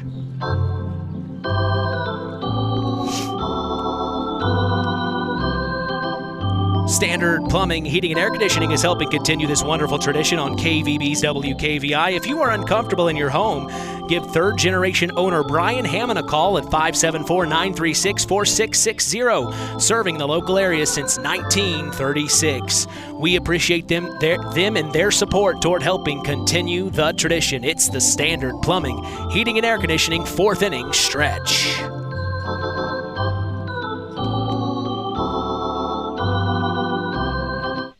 Since 1936, Standard Plumbing, Heating, and Air Conditioning have always taken pride in doing the job right. Third-generation owner Brian Hammond and his family have always set the standard when it comes to taking care of all your heating and cooling needs. Making your home a comfortable home is the absolute top priority. If you are uncomfortable in your home, give them a call at 574-936-4660. Follow them on Facebook. Let Standard Plumbing, Heating, and Air Conditioning help you take control of your comfort.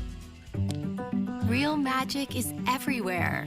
It's in your mom's cooking, in 4-hour dinners with friends, in that first bite of something new, and in the fizz of a Coca-Cola. Now with so many options for less than $5, the Coca-Cola Value Collection will help you make the most out of every magic moment for so much less. Taste the magic for less with Coca-Cola. Back in Hamlet, Indiana, the Bobcats trail the Culver Cavs 4-1. Mitch Columbia along with Lee Nagy. As up to bat for the Bobcats is Trevor Campbell. Takes the first pitch for a called ball. This is the bottom of the 4th, and you're listening to KVB's WKVI. Next pitch offered just misses the zone for ball 2 there.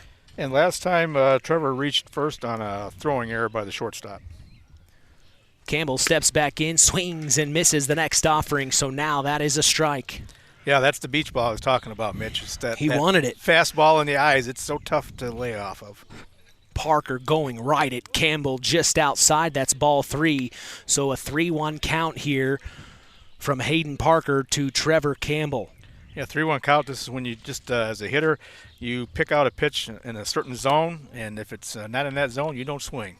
He will end up walking the junior Trevor Campbell, and he will take his base, and this brings up Aiden McCallum for his second plate appearance of the afternoon. That was a nice job by the hitter. I'm sure that's what Coach told him. I saw the coach talking to him a little bit before he went up to the plate. You get in that 3-1 situation, you just pick out a zone where you want it. And if it's not there, you don't swing at it. First pitch, swung on and missed for strike 1. And that was a good pitch. That was on the high side of the strike zone. Parker deals.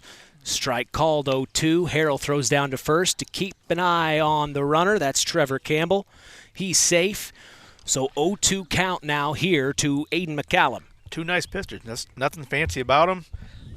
Just pitches right down the middle.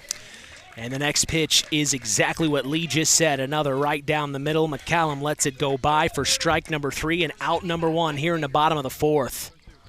Yeah, nothing fancy about those pitches. He just pretty much said, here it is, hit it. And unfortunately for the Cats, they didn't hit it. So now Michael Baker will step in, and checking the runner at first is Hayden Parker. Sliding in safe is Trevor Campbell. They're keeping their eye on him. They don't want to let them try to get back into this game. They like this 3-run lead. Yeah, I think at this point in time, though, I suspect that their coach would prefer the pitcher kind of focus on the runner. Next pitch up top, ball called to Michael Baker, the left fielder. Parker. It's swung on, as you heard, and it's fouled down the right field line. See, yeah. they can hear that. Yeah. There wasn't silence there. That wasn't dead air. They heard the play. You get it now? I'm working on it. Do you feel it? I'm working. Do you feel the vibe? I am. I feel it's the like daylight. swimming. It's there swimming. You go. Well, I thought the hitter there took a nice shot at right field. He just missed the line, but he took a nice shot hitting behind the runner there. You like to see that. Next offering from Parker up top, and Baker swings on it and got a piece of it. It goes flying over the fence and out of play. Yeah, I think that's just a little bit of inexperience there. Let's see. Parker, is it Michael Baker? Baker, not Parker. Baker, yeah. The sophomore just hasn't had a lot of at-bats, but I'm sure he'd like to have that last one back because that was a little over his head. He did manage to get a piece of it, but it's just experience, Mitch. You got to, after you see 10,000 at-bats, then you get good at it. Practice makes perfect. Yes. Harrell threw down to first. It got past the first baseman, but Campbell stays at first, and now Parker will deal. Called strike to Michael Baker. And that is strike number 3 and out number 2 here in the bottom of the fourth. Number 9 hitter Riley Berg up for his second plate appearance here in Game 2. A freshman on this Bobcat team. Parker in the dirt, ball 1. That was a nice job of picking that ball out of the dirt by the catcher, keeping the runner on first base. Next offering from Parker. Swung on, fouled off to the right. Yeah, Berg was behind that a little bit, but he did put some, I guess it's aluminum. You say good wood is what we used to say, but good aluminum, I guess. Did put some aluminum on the ball. Parker deals. Inside, ball called here to Riley Berg. We have a score update we'll share with you here just a moment as the PCC tournament champion is going on between two of our area teams, the South Central Satellites and the Tri-Township Tigers. But back in our game, Riley Berg will take the next pitch for a called strike. I think he's down the count now. 2-2. 2-2 or 1-2.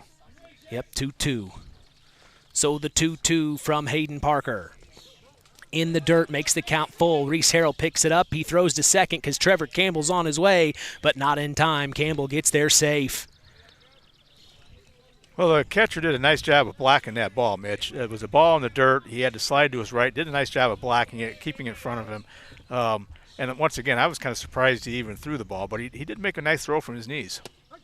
There it is, strike 3, and going down looking is Riley Berg for out number 3. We will take a break and come back. Top of the 5th on the way. The Culver Cavs are set to bat.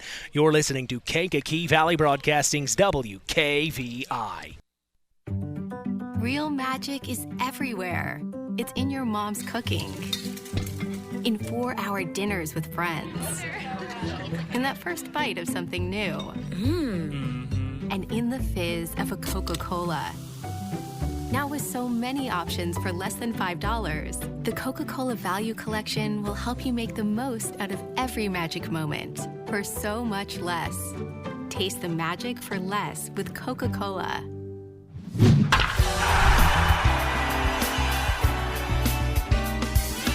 Web Printing and JT Shirt Shack in Winamac is proud to be part of the broadcast this evening. Web Printing and JT Shirt Shack provides all your printing, screen printing, apparel, and embroidery needs. Call 574-946-3551 and ask for Tina if you want to look cool like the KVB crew. We appreciate them and their support toward helping continue the tradition. Top of the 5th. 4-1, the Culver Cavs lead the Oregon-Davis Bobcats. Mitch Columbia along with special guest Lee Nagy.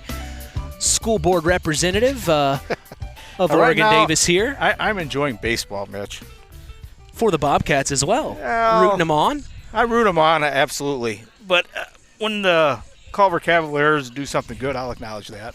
Well, why don't you take this time and promote your show every Saturday morning?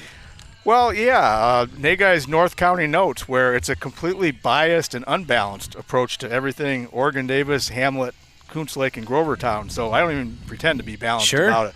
I'm all about Oregon-Davis. As far as I'm concerned, it's the only school in the county. You better be careful. We're on the air right now. I know. Well, that'll stir somebody up. I've got friends in Judson and Knox, and I think everybody that knows me knows that there's a little bit of rivalry there, but we love it. Of course. And, when it comes to Stark County in general, I think it's great rivalries between the 3 county schools. I agree. It's very special what you guys have in this county. You know, you could look at bigger counties and say, yeah, there's a bunch of several schools in Marion County. But when you get to small counties like like Stark County is, how many of this size counties could say they have 3 high schools? It's Right. probably not very many. Not very many at all. You go to in fact, I've even heard this from other people, from the school board side of things, say, hey, why do you guys have 3 schools there? You got a real small school, being us. North Judson's only a 2A school, and actually Knox isn't huge, and they say you should be 3 schools. Well, or 1 school. But we're not. We're 3 schools with 3 communities. We're all related, Yeah. Everybody's related. Somewhere down the line. Yeah, you've got cousins or uncles or whatever on opposing teams when we play a county school, and that just makes for great rivalries. In the box, batting for the Culver Cavaliers is Reese Harrell. He swings on a 3-1 count and foul tips it. Or a 3-0 count. Now it's 3-1, my apologies. So 3-1 count here from J.T. Stout to Reese Harrell. I believe this is his 3rd appearance of the afternoon, if I'm not mistaken, and he will be walked. Yeah, that last pitch just got away from J.T. Score update from the PCC Tournament Championship game. The South Central Satellites lead the Tri-Township Tigers at the bottom of the 6th. 5-1 is the score. The one score for the Tigers comes from Dylan Stewart's solo homer in the top of the 6th. That's our Tyler Roth WKVI Athlete of the Week. Here is McEwen getting all of it back to center field. Getting to 3 is Reese Harrell. He is being told to go home. He will go all the way home, and standing in, sliding, safe for a triple. His number 25, Caleb McEwen, the number 4 hitter, dug in and made it happen. My goodness. Is that a legit RBI triple? That's a legit triple right there, Mitch. That was hit right in the gap. Down there, went to the fence. To the outfielder's credit, did a nice job of tracking it down, made a nice strong relay throw, and it was a bang-bang play at third base, but that's a legitimate triple. Official score rules that RBI triple. That is impressive base running. And you really think about it, the outfield is pretty far out there. I don't see how the footage markings, I don't see how far back center field is. But I think it's about 330.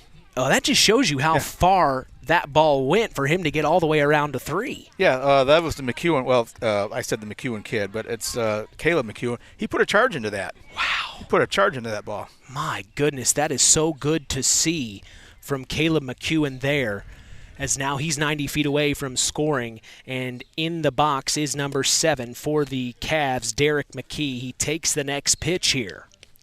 And now what Bobcats have to do, especially the pitcher, just has to catch his breath, settle back, and pitch the baseball.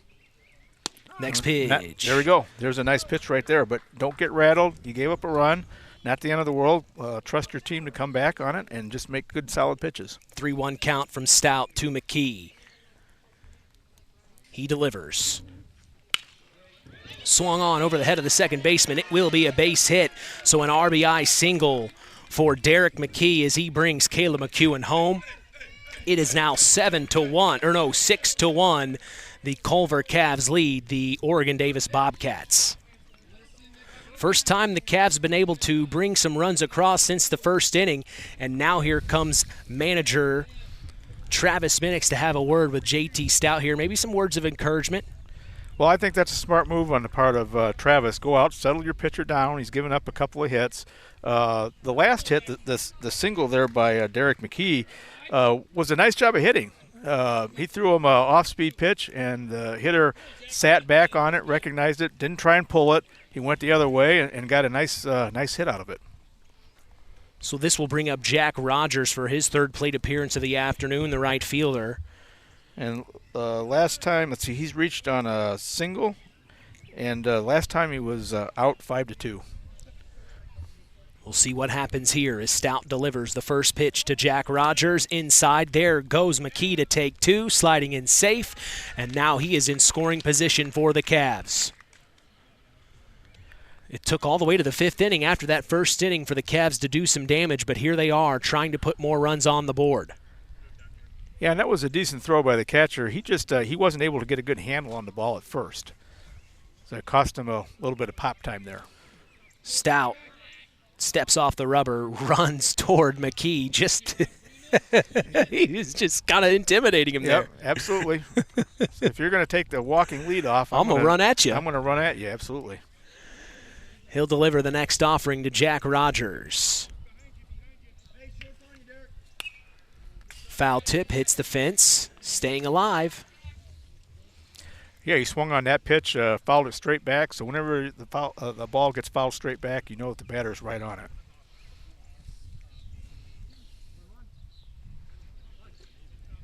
Stout checks the runner at 2, set to go. Swing and a miss. Nice off-speed pitch. Rogers was way ahead of it. Yeah, he threw him the fastball. Rogers was right on it, fouled it straight back. Then he came back with an off-speed pitch that Rogers was way out in front of, took a wave and a miss. Next pitch, swung on and missed, gets past Cashton Swanson. Rogers will try to get to first, and he does safely. So he gets bailed out there as Swanson had to turn around. He couldn't find the ball. Yeah, couldn't find it. It was right in front of him, but he turned to the right instead of the left and wasn't able to find it in time. Pinch hitter here, Owen Tanner, will come in now for Drake Zorich, who was the designated hitter. So Owen Tanner, for his first plate appearance of the afternoon, will step in with runners on the corners for the Culver Cavaliers. And nobody out. And nobody out here in the top of the 5th. Stout steps off the rubber. And there's a good move. Stout's communicating with his catcher. They're both making sure everybody in the infield knows what they're doing, how they're going to defend the first and third situation. Stout deals. There goes Rogers to take 2. Swanson throws to the cutoff man. Neither didn't get the tag, and then the runner at 3 stays, which that is Derek McKee. So now 2 runners in scoring position for the Cavs as they lead 6-1 here in the top of the 5th. Yeah, we have to rule that a stolen base. Tanner steps back in. Ball up top. Good job by Cashton Swanson to bounce up to make sure it didn't get past him. Yeah, keep those runners at second and third instead of third and home. Stout deals. Inside and ducking is Owen Tanner, and you hear the dugout say, take it. Yeah, it's always easy to say take it when you're sitting behind that chain link fence. That's an easy thing to say. Take one for the team. Would have loaded the bases up.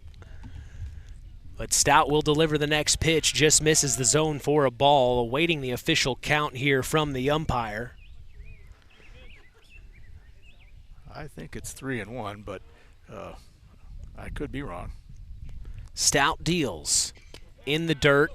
Cashton pops up. Here comes the runner at home. He overthrows, and sliding in safe is McKee. Getting to first off the ball is, or was that a swing and a miss?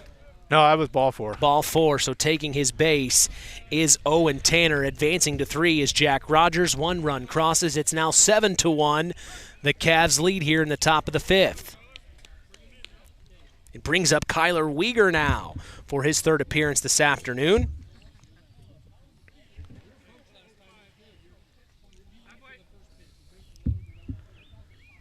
Home plate umpire dusting off the plate after that slide. You know, that's probably the most favorite part of a lot of those players is sliding in home. Sliding in. If you slide correctly, everybody worries about getting strawberries. If you slide correctly, you don't get a strawberry. Stepping off the rubber is Stout. Checks both runners. Just a little intimidation here. So we're back where we were. It's no out in first and third situation. Stout deals. Up top to Weegar.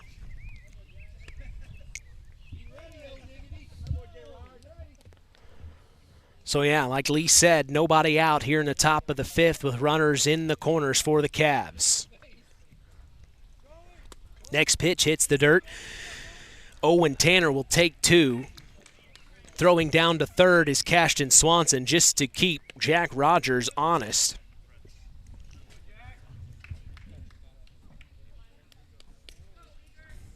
And now Weegar will step back in. Stout likes the sign. He deals. Strike called. Yeah, that was right down the middle. But I think the hitter was smart. He had the pitcher struggling a little bit, so make sure it's real good. Swing and a miss by Kyler Weegar. He's now behind the count here. Or no, even count now, 2-2. Stout inside, ball 3. Oh, my goodness. So he's got a full count here, and Weegar may have something here. Is the full count outside, and Weegar will be walked. It loads the bases up here on JT Stout and company.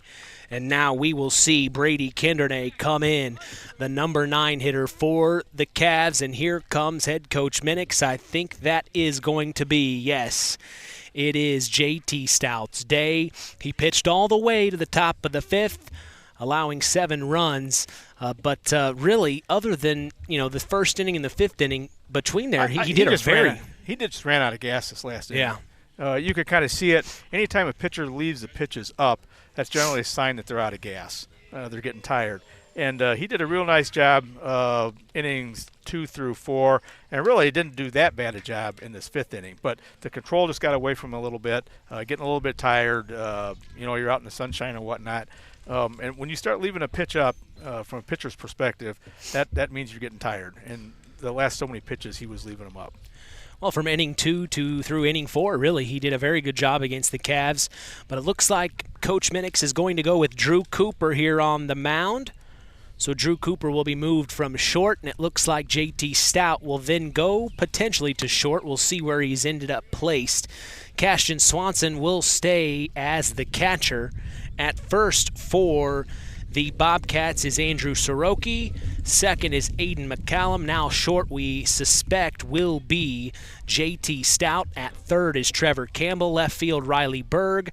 Or left field, Michael Baker. Right field, Riley Berg. And center field is Jason Blackburn. So getting some warm-up pitches here for Drew Cooper. You come in relief. Lee, this isn't easy. You're put in here with nobody else. The base is loaded. Man, he's got some work to do. Yeah, you're in a pickle. Like you said, nobody else. Base is juiced. You're down 7 runs. And one of the things that you always try and do at this level is avoid the big inning. I mean, a coach will always tell you the key to winning high school games is avoid the big inning. And unfortunately for the Bobcats here, they're letting themselves become the victim of a big inning. Now we'll see if they can come back and leave the bases loaded and get 3 outs. But that's a tall order in front of them. Score update from the PCC Tournament Championship matchup between 2 of our area schools, the South Central Satellites and the Tri-Township Tigers Seas. The South Central Satellites lead the Tigers 6-1, top of the 7th. Tough situation for the Tigers there.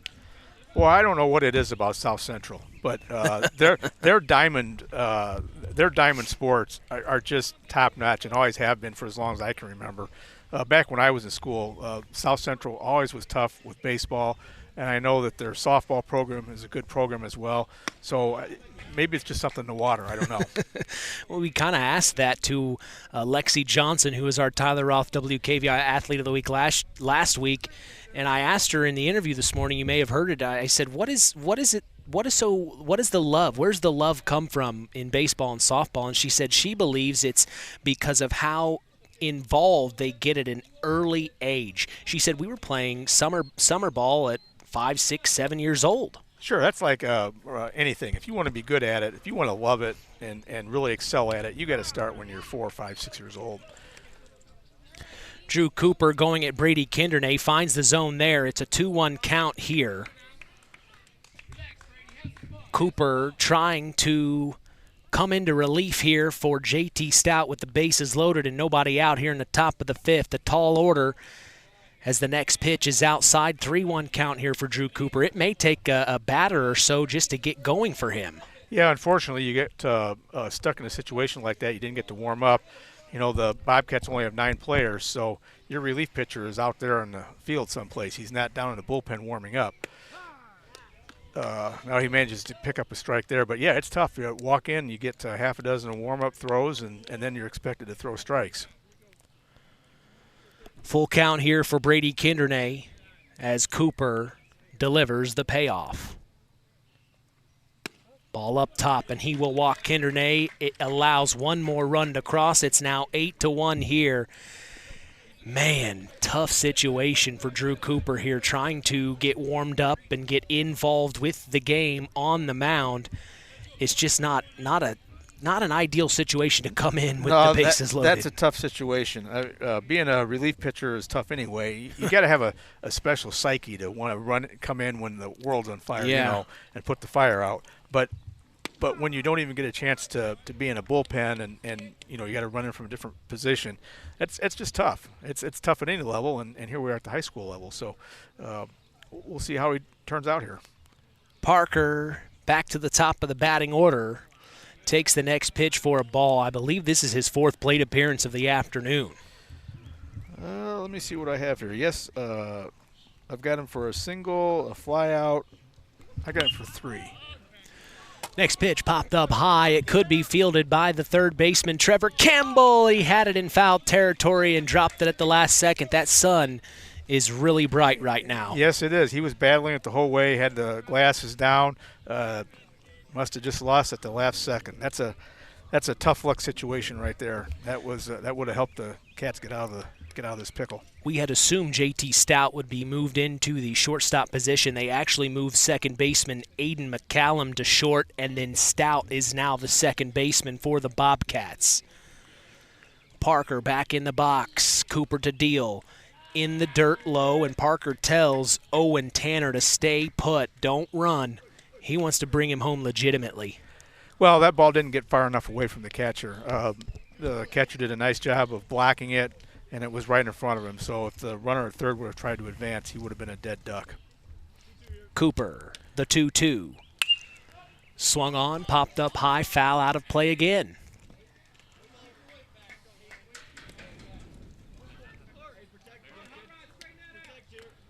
So Cooper's working out of the stretch. Keep the runners honest. Nobody will be trying to steal home on that. And he's got Parker in the hole. Time called here by the head umpire. He's looking into the infield. They're confirming something here. Some miscommunication there. I think they wanted to clear up.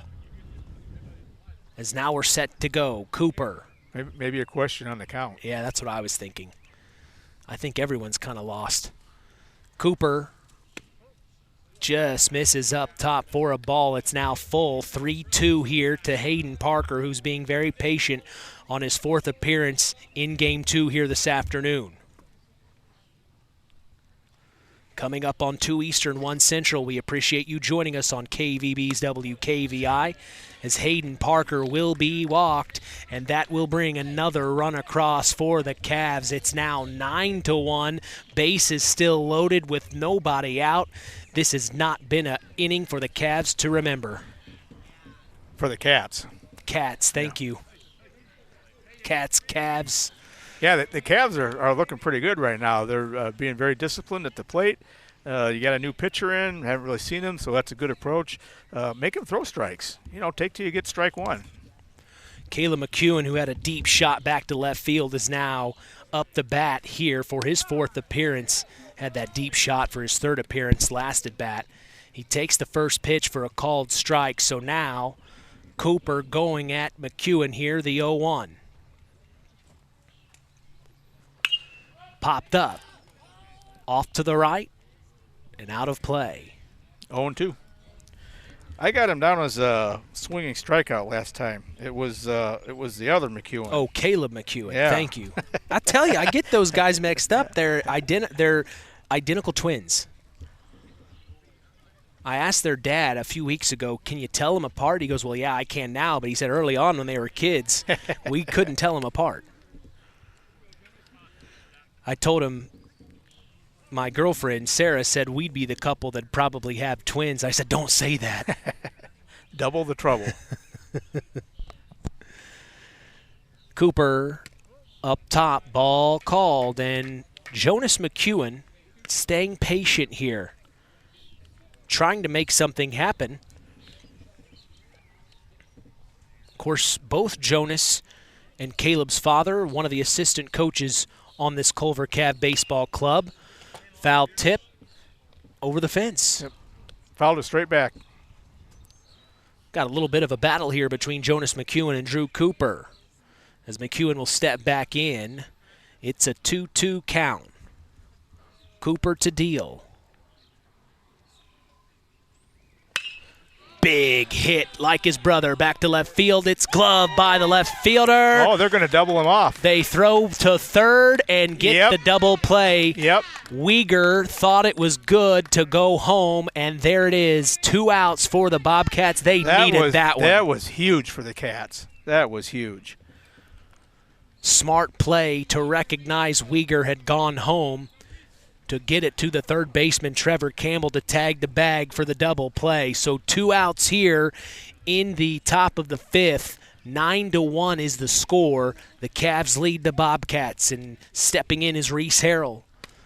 Up top for Drew Cooper, ball 1. Harrell ducks out of the way. Yeah, and I don't really understand that. I don't know what grade the Weegar boy's in. But that's just that's lack of experience right Junior. there. Swing and a miss. When you've got a ball hit that deep, you're going to score no matter what. So just stay on the bag. So you stay on the bag. Wait till you see what happens. Exactly. Now, the runner at second would go halfway there. But when you got a ball hit that deep, you just stay on the bag. If they catches it, that's fine. You're still going to make it in. Both runners got the steal to sign, and they get there safely. So at 3 for the Cavs is number 15. That's Brady Kindernay. And at 2 is number Hayden Parker. And we'd have to give them both a stolen base on that. Harrell swings on the next offered pitch. It's a grounder that gets past the legs of Trevor Campbell. It will bring Kindernay home. It will also bring Parker home. So 2 more runs cross. It's now a 10-run ball game. A same situation as game 1 here, where the Cavs ended it in 5, 11-1 game 1. Now they lead 11-1 here in 5 again, Lee.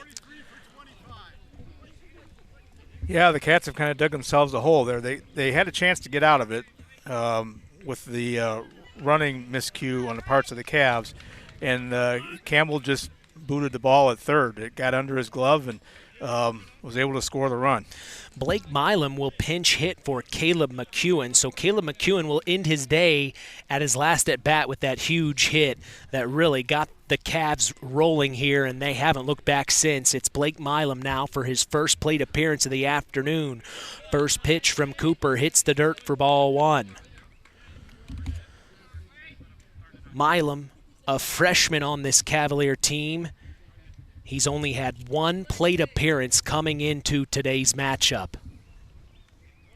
There goes the runner to take 2, and Milam, I think, will get hit by the pitch here. That's a dead ball.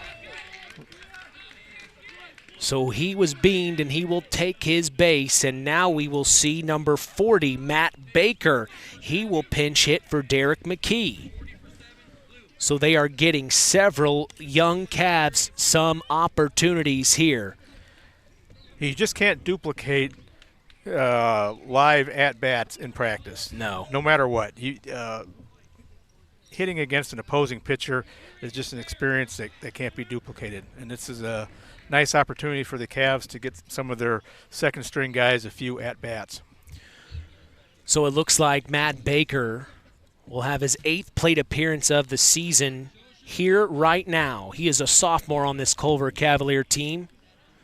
We saw several of those plate appearances that weekend against the Knox Redskins, where the Cavs were on their senior field trip to Orlando, Florida. So Baker now gets more opportunities here against the Bobcats as the Cavs lead 11-1. 1 runner in scoring position with 2 outs. Runner on first as well. Yeah. 2 on, 2 outs. Cooper finds the zone, and Baker shakes his head. He agrees. Yeah, as a hitter, you know when you let one go. Those are always the one that got away. He said, darn it, I wish I could see that pitch again. Cooper up top for a ball. Been a very calm afternoon. Very, very calm here in Hamlet. Virtually no breeze. Nothing. sunshine, and it's a real nice day. The sun's behind the cloud right now, but, boy, beautiful day. Doesn't get much nicer than this. Well, and I like how the trees, the wooded tree line that surrounds the baseball field, it kind of gives it a more of an intimate feel, so to say. It's not so wide open. Yeah, I really like the field here. Next pitch, and it looks like getting to 3. Nope.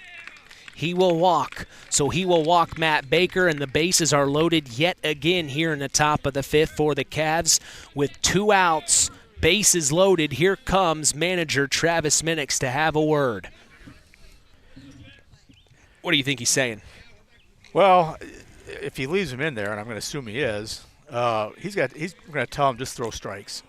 You know, at this point in the game, we're down 10 runs. Throw strikes. You know, make them earn it. Don't mess around with trying to throw the deuce or something off speed. Just bear down, throw strikes. If they hit it, they hit it. But we're not going to give them anything. Now, when you played, what position were you?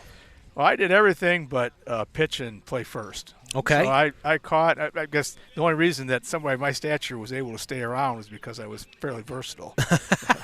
I mean, Coach felt comfortable putting me in the right field or any place in infield, left field, center field, or maybe uncomfortable. Have you the level of uncomfort was about the same. Yeah. Have you had a coaching stint here? No, never. Really? Not in baseball. Not in baseball. Really? I've been coaching the elementary and middle school girls basketball for I did 5 know or 6 that. years now. Well, unfortunately, the next pitch to Jack Rogers, first one to him, gets past Cashton Swanson, and that brings number 23 for the Culver Cavaliers home, Reese Harrell, for another run cross. 12-1 now is the score. The Cavs won game 1, 11-1. Now here they are in game 2 in the 5th, leading 12-1. It's getting a little carried away here. Yeah, you got to stop the bleeding. Strike called. And, something that I've also talked with other coaches, they said, and I've come up with this, I haven't coined it or nothing, but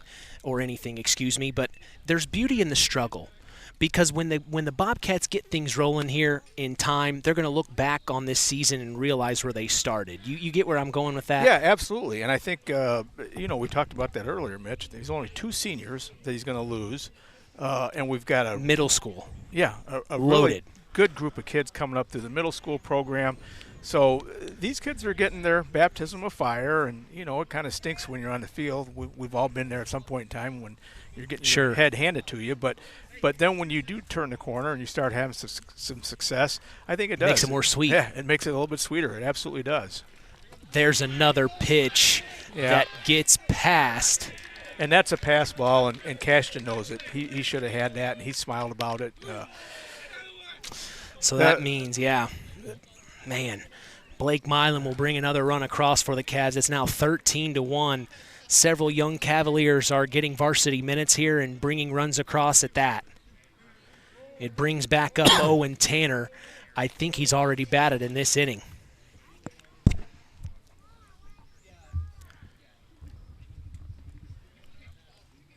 Came in for Drake Zorich. And now here he is yet again to face Drew Cooper. Cooper deals in the dirt, ball 1. Runners in the corners for the Cavs. Top of the 5th. It'll be all up to the Bobcats here in the bottom of the 5th to bring it under 10 runs so that they can continue to play. Game. Right. Cooper up top, gets past Swanson again, and getting home safe is number 40, Matt Baker, and you hear the Cavs dugout cheering him on. Baker, a very young sophomore on this Cavalier team, probably doesn't get much time, so the Cavs rally behind him and congratulate him on getting home safely. And that's nice to see on the part of the Cavaliers, even though I like to see the Bobcats win. But it's nice to see another team show some camaraderie and support the kids who aren't on the starting 9. Cooper's next pitch hits the dirt, gets past Swanson, and getting to 3 safely is number 5. That is for the Cavs, Jack Rogers. So now he's 90 feet away from bringing another run across. It's 14-1 here in the top of the 5th from Hamlet, Indiana. And they're doing all their damage with 2 outs. Yeah. They got that double play, and you thought it was probably going to end soon. Yeah, there was their window of opportunity there, and unfortunately the Bobcats just were not able to capitalize on that. Next pitch gets past Cashton Swanson, but Jack Rogers, I think, was told there by the third baseline head coach, Mr. Coach McEwen there, go ahead and just stay here. They don't want to rub it in too much here. No, and that's some good sportsmanship, and it's nice for me to see other teams do that too. Well, and they understand what the Bobcats are going through. Like we talked about, they come into Game 2 here only winning 2 games all year. So the Cavs have had their struggles this season as well, as here's a chopper to Trevor Campbell. He gets it over to Andrew Soroki for out number 3, and finally the Bobcats get out of the inning. But it's all up to them here in the bottom of the 5th to try to keep this game rolling along. It's 14-1. The Cavs lead the Bobcats. We're going to take a break and come back. Don't go anywhere. You're listening to Kankakee Valley Broadcasting's WKVI. BP gasoline with Invigorate helps clean your engine and can give you more miles per tank. Continuous use may result in the following pleasant side effects: excessive smiling, feeling more relaxed, taking more drives just because, volunteering for carpool twice in a row, and bragging to your friends about how you use our best fuel ever. To find out if BP gasoline with Invigorate is right for you, stop by your local station to discover our best fuel ever. Versus minimum detergent gas, average restored 3 to 5 miles per tank, based on fleet testing and based on what you drive and how you drive. High school sports brought to you by Zingo Express. Zingo Express of Knox is a proud sponsor of tonight's action. Stop by Zingo Express in Knox and fuel up both you and your vehicle the Zingo Express way. Today's broadcast is also brought to you in part by Nepco Crane and Equipment Services, specializing in mobile crane service. Call Joe Snep at 1-800-590-2272 for all your residential, commercial, and agricultural crane needs. We go to the bottom of the 5th. It's now or never for the Bobcats, 14-1. The Cavs lead. They're going to have to bring it within 10 runs here. Yep, you got to score 4 right here or your day is done. You got any use for crane operators? Well, actually we do. You look over at the high school there, Mitch. You see all of the HVAC equipment sitting around, and we've got a big project in front of us this summer. So you need a crane operator? Yes, we do. Well, we need to get you in contact with Nepco Crane and Equipment Services. They could be out here. I don't know for sure who the general contractor is subbing the crane work to, but yeah, we've got a HVAC project, and they're going to need to pick and set a number of HVAC units on top of the roof. And then correct me if I'm wrong, when I first moved back up here a couple of summers ago, you guys were talking at the school board meeting about the roof of the dome of the basketball court. Where is that right now, if you don't mind me asking on the air? Well, we're still trying to get the company to warranty their work. Right. There were some quality issues, and I don't want to get into the the nitty-gritty aspect of it. But the bottom line is we think that we've come to an agreement with the company, and they're supposed to come out and take care of that this summer. Good. Well, and it's such a historic building. I mean, there's not another dome in the area, really, is there? Well, there is. It's in Munster. Munster has a high school gym very similar to ours, only a lot bigger. Instead of just having one basketball court in the center, they have like 4. Oh, wow. But it's the same thing. It's a dome, and it's pretty cool. Hey, oh my goodness! I thought it looked fair. That looked fair to me. Cashton Swanson's up the bat, and you can guarantee this is why I like Cashton. Yes. Here he is down 14-1, and he's playing as if it's a tie ball game. As if it's a tie ball game, and notice what you were talking about earlier. His energy. He hasn't lost any energy. No. That was a hard hit ground ball, skipped right over the third base bag, and he was hustling down to first. But you know that he had second on his mind. Oh, yeah. And you know, he's one of those guys you're worried to see what he'd look like if he had a couple of Coca-Colas or a Mountain Dew. He might be bouncing off the walls. Yeah. Next pitch up top, so now it's a 2-1 count here for Cashton Swanson. They are going to miss this young man here.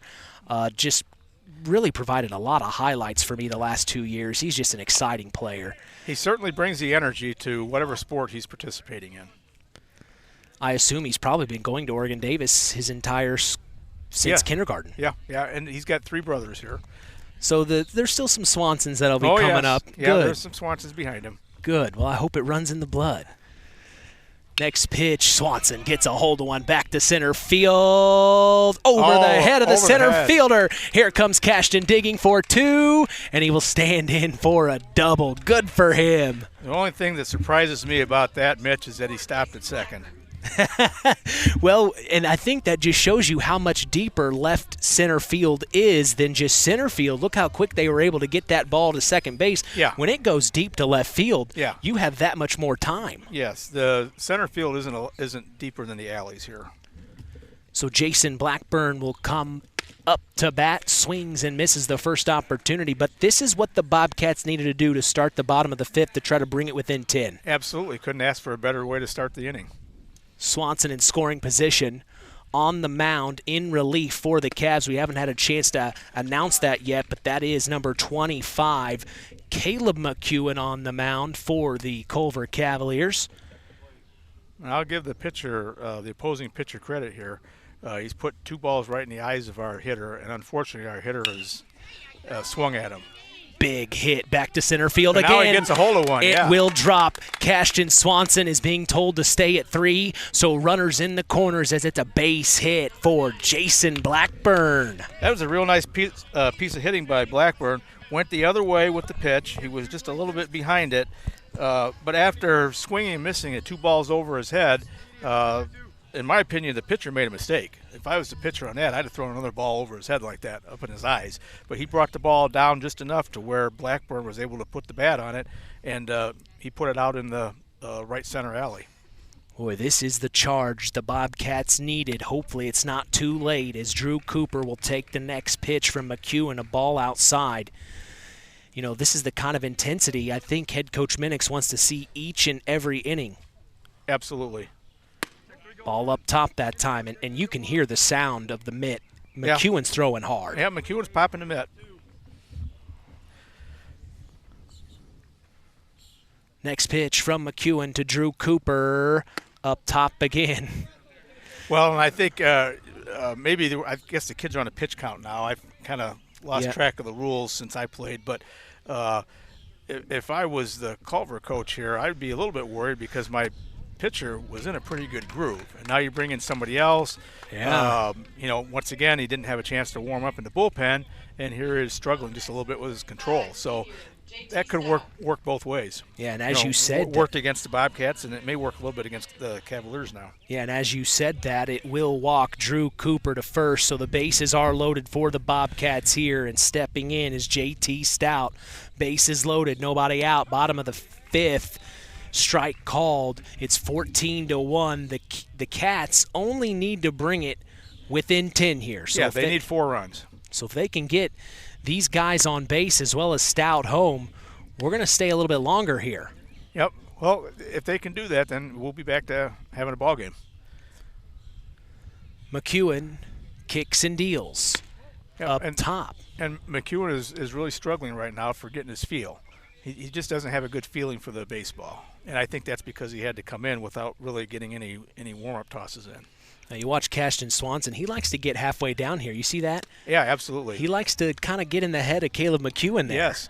Well, and that's a good thing. When you're on third against a right-hand pitcher, you can get out there and hopefully distract him a little bit and make him lose his focus. Oh, my gosh. There he goes again. He ran halfway down the line, and it threw Caleb McEwen off. Absolutely. McEwen throws a ball up top. He walks J.T. Stout, and guess who is touching home plate right now, crossing? It is Cashton Swanson, 14-2 now. And now the infield will come together and have a chat. Here comes manager Shane Lowry. I think he's just saying, hey, calm down. Let's finish this and get out of here. Yeah, Let's absolutely. enjoy a nice Saturday evening. Yep, and that's a smart move on the part of the coach for Culver. You've got a new pitcher in there. He just gave up a walk to score a run. So go out there, settle him down, and say, look, we're up 14-2. Just throw strikes. Don't worry about the runners. Don't worry about Cashton Swanson running halfway down the third base line. It doesn't matter. All we need to do is go out and get 3 outs. We 10-run these guys, and that's it. So that's a smart move. Just go out and calm them down. They are high school kids. Yeah. Well, that was just so much fun to watch Cashton do that. Oh, absolutely. Cashton's a lot of fun to watch. He likes to play. So now stepping in is Andrew Soroki for, I believe, his third appearance this afternoon.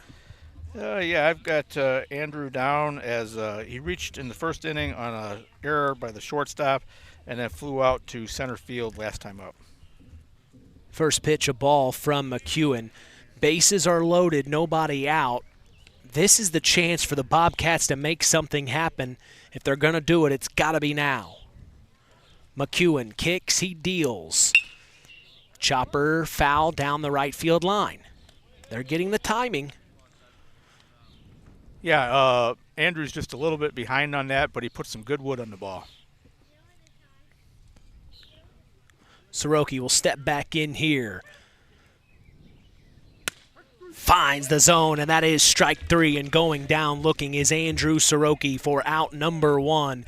But the bases are still loaded. It'll bring Trevor Campbell up to bat now.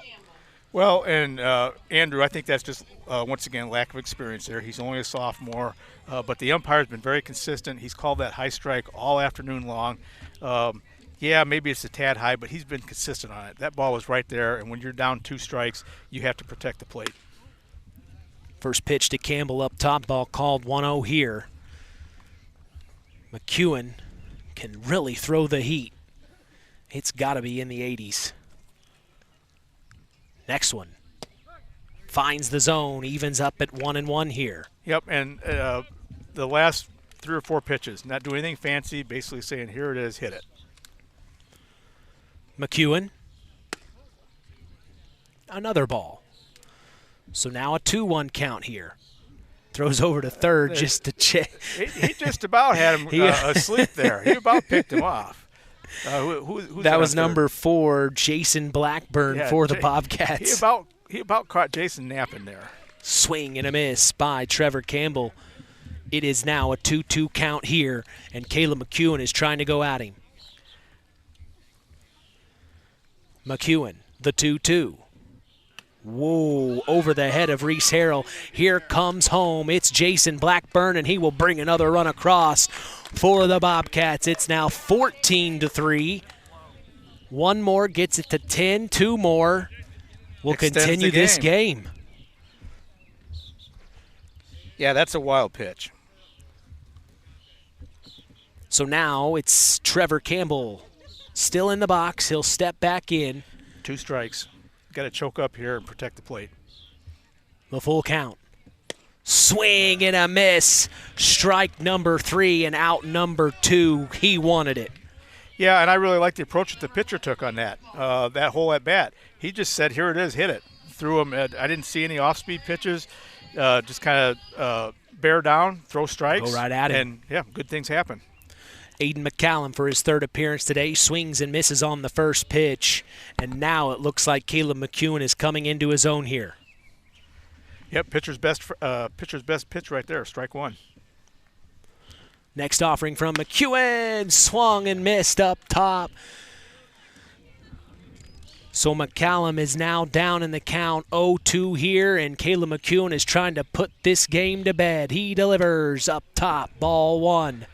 And that was a good place for that pitch. He threw him 2 pitches high. The 2 previous pitches, they were high, right in his eyes. The batter swung right through him, so I absolutely agree with that.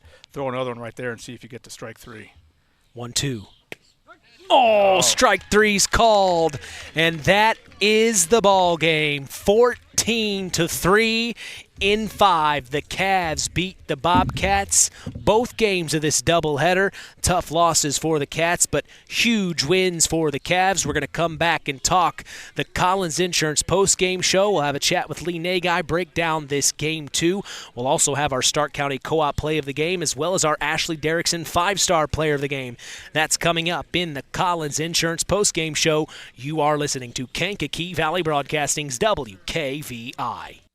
It's hard to believe, but time sure does fly by. Collins Insurance Agency in downtown Knox are celebrating over 30 years of taking care of all of your insurance needs in our communities. If I could turn back time. And we're not going anywhere. Stop in and see Jim and the crew at Collins Insurance Agency in downtown Knox. Insurance you can count on from a business you've trusted since 1989. Proud presidential partners of Western Reserve. Welcome to the Collins Insurance Agency's post-game show. 14-3 is the final, as the Oregon-Davis Bobcats fall short here in Game 2 against the Culver Cavaliers. Here with special guest Lee Nagai. We appreciate the head umpires doing a great job here this afternoon. It's a dying art. It's a dying art, and we live it. Let's have a chat with you, sir. I knew both of your guys' names, but which one are you? I'm Ken. You are Ken, sir. And how long have you been an umpire? Since 1995 registered, but I did Little League before that. And how long have you been umpiring? 25 years. 25 years. And what's your name, sir? Tom Stefania. Now, here's something we were talking about with Kevin Hannon, one of our other area baseball coaches. He's actually our sports analyst sometimes. We were talking about the average age of umpires. What are we going to do about the next generation, guys? Good luck. Yeah, no kidding. We just need some younger guys coming into the picture. We do. I mean, you really kind of think and worry about the future of the sport sometimes. Yeah, and a lot of it, I think, is fan-parent interaction. They turn a lot of people off. Huh. Yeah. After you've been at it for a while. Right. You just learn how to handle it. Yeah, you just kind of have to be tough, thick-skinned. Yeah, it's grooming the kids and getting them used to it. Well, we sure do appreciate all the umpires do. Of course, you guys don't have an easy job, and we sure do. You love baseball, so that's what matters. Well, thank you guys for coming over and talking to us. Great game this afternoon. Thanks, fellas. Thanks for being out here. Absolutely. Well, it's nice to hear from the umpires. You know, like it we is. talked. The Blue Crew is a tough job. Nobody likes you. Every close call is the wrong call. Every ball should have been a strike. Every strike should have been a ball. And the Blue was right. You go to games, and it seems like the younger it is, the worse it is. Have I been somebody who's done that? I'm sure I have. Most people know that I like to holler and scream from the stands. But boy, oh boy, it's a tough job, and my hats off to these fellas. I mean, clearly they love the game, Mitch, and that's the bottom line. They love the game. And if there's anything missing, I think from the big picture standpoint, it's that love of the game. Yeah. You just don't see kids playing in the sandlots anymore. No. They're at home playing and video games. The love of the game, having the love of the game and being able to find your spot in it. And, not playing on your phone or your video game. And we see it across the board. Sports participation. When I was in school, we had you had to make cuts. Yeah. You had to do cuts. Well, and I know about that because I got cut from the basketball team 2 years in a row. I think the Coach Warkentine felt sorry for me when I was a senior and allowed me to join the basketball team as the 12th man on a 12-man team. I had a great spot at the end of the bench. I had a great – But you rooted them on, and you were part of the game. I practiced hard. Yeah. And I wanted to play. And today, boy, oh boy, you can't get the numbers. Well, and I was kind of mentioning this to Kevin Hannon. There's going to be a time where we're going to have to figure this out when it comes to officiating. And I know Oregon-Davis, you guys are kind of being on the cutting edge of that, of getting some of your students experience officiating. We need to give Aubrey Minix a huge shout-out on that. I agree. Our athletic director. Lady. Aubrey Lady. Sorry, I was thinking about other things there. But no, her taking the opportunity to get young kids involved in officiating. It's and something. And offering the class so the kid gets a PE credit for it. And they get paid. Yeah, they get paid a little something for it. But the big thing is it's the experience, and hopefully it's the love. The love of the game, no matter what it is, whether it's basketball, baseball, whatever. But the idea to be able to keep your connection to the sport, stay in a sport. None of our kids, or probably not very many of our kids, are going to go on collegiately or professionally. But to still have the love of the sport and then have a way to keep that connection, I think that's huge. And hats off to our PE department for offering that course. I think that's going to be that's what's literally going to have happen here with other schools, because when we run out of umpires, at some point they're going to have to retire. You can't be 95 years old calling. I mean, maybe you can. I don't know. Well, I was going to say there may be some out there that we think should retire, but wheelchair out there and do the game. But at some point we're going to have to figure this out, and I think that's so cool here at Oregon-Davis that you guys are working on that. But let's talk about this game too. It was a tough game for the Bobcats. The Cavs come into today only winning one game all season. They're able to to pick the 2 up against the Bobcats. A very tough thing to do. And remember, the Cats, this is only game 7 of their season. So it's just like you said, they're going through growing pains. Yeah, absolutely. So if I'm on the Cavaliers side, I'm happy with the effort my boys put forth. They did a good job. They hit the baseball for the most part. They made plays. The pitching, they didn't walk very many people. I didn't see a lot of off-speed pitches. Just take the ball and throw the ball and see what happens. And they did a nice job. Well, we have an opportunity to talk with an assistant coach of the Culver Cavs. We know him really well. It's Paul Dunn. We normally have him in the spring season as a sports analyst, but they roped you into being on the baseball team. 2 big wins for the Cavs. You got to be happy with the team. Yeah, it's great to get some motivation going into the sectional time. It's good to see the boys have fun in the dugout, getting some hits, getting some runs scored on the scoreboard. It was just really fun to watch. Well, and you do such a good job on Max Preps, always updating the stats and of course, the social media presence that you guys are doing. It really lets people know that Culver Cavalier baseball is here in full force. While it hasn't been the season, I know we've talked off the air that you guys had hoped. You guys are battling here, and you got your 2 wins today, right here at the end of the season, too. Mm-hmm. Yeah, absolutely. 2 big wins. Hope, like I said, give us some momentum going into the sectional time. Yeah, couldn't pick a better time to start to peak. And then have the boys have a little fun with it, giving me and Coach Lowry a little ice bath at the end. Oh, is that what happened? Yeah, that's why I was sprinting around if you were watching me run around like I don't even know what, they were trying to get me with the water, and they got me. Well, I think they're leaving without you, but I just wanted to bring you on the air, Paul. I miss doing games with you, buddy. I miss doing games with you, too. I know. It's nice. It was nice to do that one earlier in the year with Winamac and West Central, but hopefully be able to talk about some good things going on in the sectional. Well, let me just say this. I appreciate you including us on your social media posts. Several of the schools do as well, but you just including us to let your fan base know that we're going to be here, that just makes me really happy. So I appreciate you going the extra mile. Yeah, it's nice to give you guys some credit, too. I appreciate that. Broadcasting's a really rarity in high school sports, so, especially baseball and softball. Yeah. So we appreciate you coming out and doing this for us. It's nice to finally give you a game to be happy about. Yeah, right. For us to give you a good game to watch. Yeah, well, you guys got the win. For us, anyhow. We'll tell Coach Lowry a good job on the win and let the boys know we're proud of him. Absolutely. All right. Nice Thanks, to see Paul. Nice to see you. That's assistant coach Paul Dunn of the Culver Cavs. Quick word with him. Very, very busy Paul Dunn. He does work for the Knox Redskins at the scores table. He's done work for the Winamac Warriors, which is where he graduated from. Now he works at Culver as a teacher, and he's coaching. That guy just does a little bit of everything. I think those are the types of people you were just exactly talking about. You have to have people that love what they do so that you can carry the torch forward. Yeah, absolutely. But all in all, let's get back to the Bobcats here. Great start in the first. They got the 1 run. It was 4-1.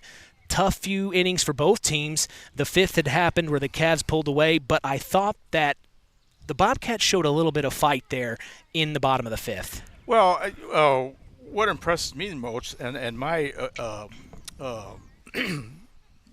take on the game was I didn't really think it was a tough game for those first innings, Mitch. I thought that was pretty good. They played some good baseball. Both teams played some good baseball. The first inning, they had some first inning jitters, and of course I didn't get a chance to see the first game today, so this was the second game of the doubleheader. But they came out, they played some good baseball, got out of some tough situations, made some good pitches, made some good defensive plays. And then I think the pitcher, JT, just ran out of gas in that last inning. I mean, you could kind of see did a really good job at that point. Yeah, he started leaving the ball up a little bit, and so struggled with the control, and then a couple of big hits, and then the big inning. And that's just a killer, especially at this level, high school and below. The key to winning is to stay out of the big inning. And if you can do that, if you can limit the other team to maybe a 1 run here or a run there or whatever, you're going to be darn successful. When you get into trouble is when you give up the big inning. And it's really not a knock on the Cats. They had nine kids out here, and when the stout kid got into trouble, there was nobody to go to. You had to pick somebody out of the field, so they had no opportunity to warm up, and it's really put them in a bad situation. My hat's off to the relief pitcher. I was the Cooper boy who came in, and he could have just hung his head after walking a couple and said, I don't want to do this. But he stayed in there. But no, he stayed in there. He continued to try to make pitches, continued to try to make plays. The Cats came up with that big double play, and you kind of thought, well, maybe they'll get out of this. They didn't, but they stuck with it right to the end. And then at the bottom of the inning, you're absolutely right. They could have hung their heads and gone up there and taken let it go 3 whiffs at the ball and said, we're going to go. Cashton said, not today. Yeah, we're just going to go play Nintendo or whatever the modern game is for the rest of the day. But no, Cashton gets up there, puts a double on the board. We had some good hustle plays. We were disciplined at the plate. Put some runs up. And we're really one hit away from extending this ball game. Yeah. You look at the last 2 batters, if either one of those 2 kids gets a hit, we're still playing baseball now. So I look at that as a huge positive. You put up 3 runs. You hadn't put up that many all year. You're growing. Boys didn't hang their head at the end. So I see a lot of positives in that. Well, we've still got some work to do. Don't leave yet, Lee. We need to get our Stark County Co-op Play of the Game announced, as well as our Ashley Derrickson 5-star Player of the Game. But the final in Game 2 here saw the Cavs beat the Oregon Davis Bobcats 14-3 in 5. We're going to take a break and come back. The Stark County Co-op Play of the Easy for you to say. Stark County Co-op Play of the Game is next. The Stark County Co-op has been a member-owned farm services co-op in Stark County since 1928. That's over 90 years, and they're still providing the same quality agronomy services to the farming community of Stark and surrounding counties. The Stark County Co-op is an LP and fuel provider. The Stark County Co-op purchases grain at both locations, Hamlet and Brems. You can reach them by phone at 1-800-782-3392, the Stark County Co-op.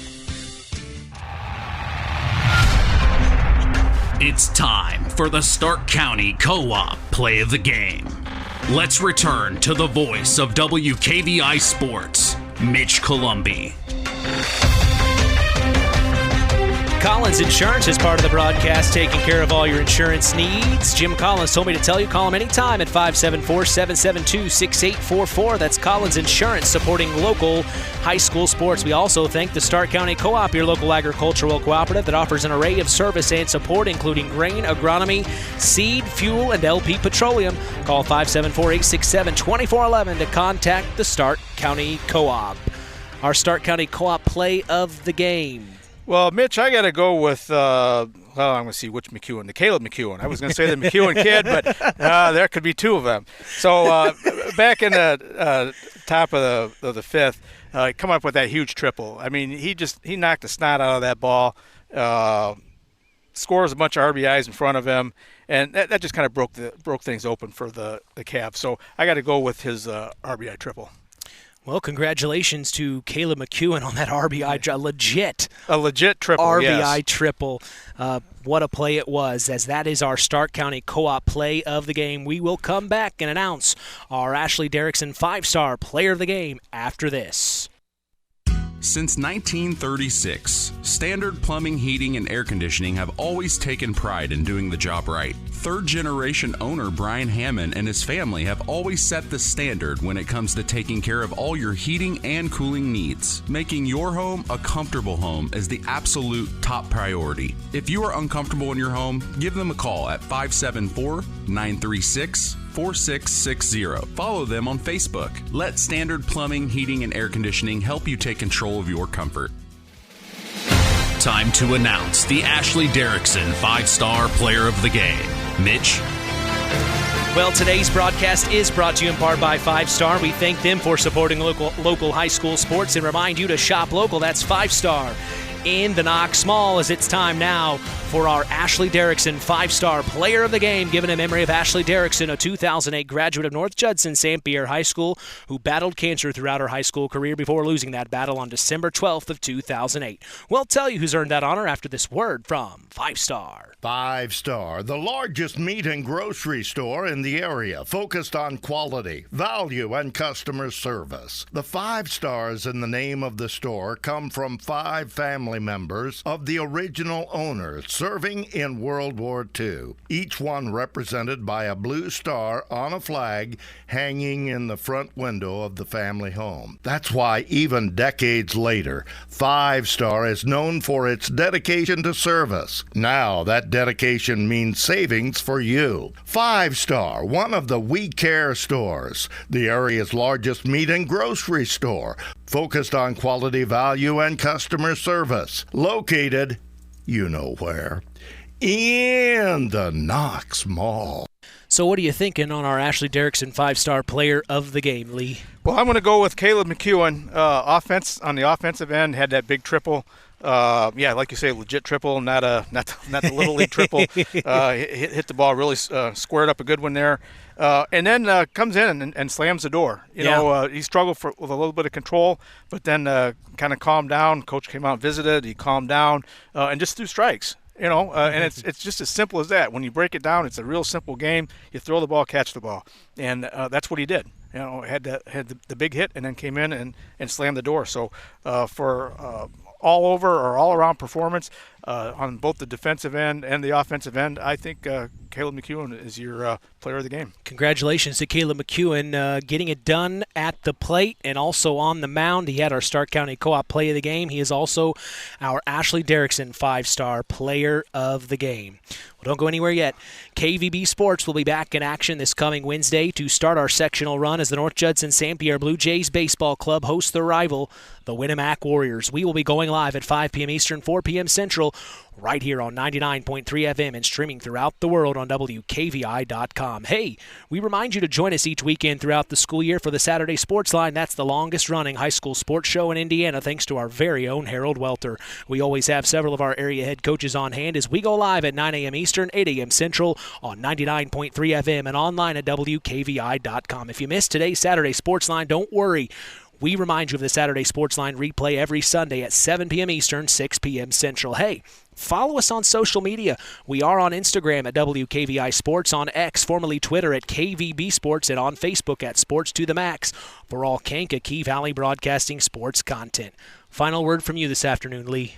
It's a beautiful day for baseball, and as Ernie Banks said, let's play too. All right, and we did. We did. It was awesome. Well, tough loss for the Bobcats, but I appreciate you joining us. It was a lot of fun, Lee. I appreciate it. Did you learn anything? I learned something every day. I learned a little bit about broadcasting from you, but I just love baseball. I mean, I can't think of a better way to spend the day. Let me get on my soapbox just for a minute. I'm really disappointed with where the professional game's going. Yeah. Putting in the pitch clock and then in your extra innings, putting on the runner.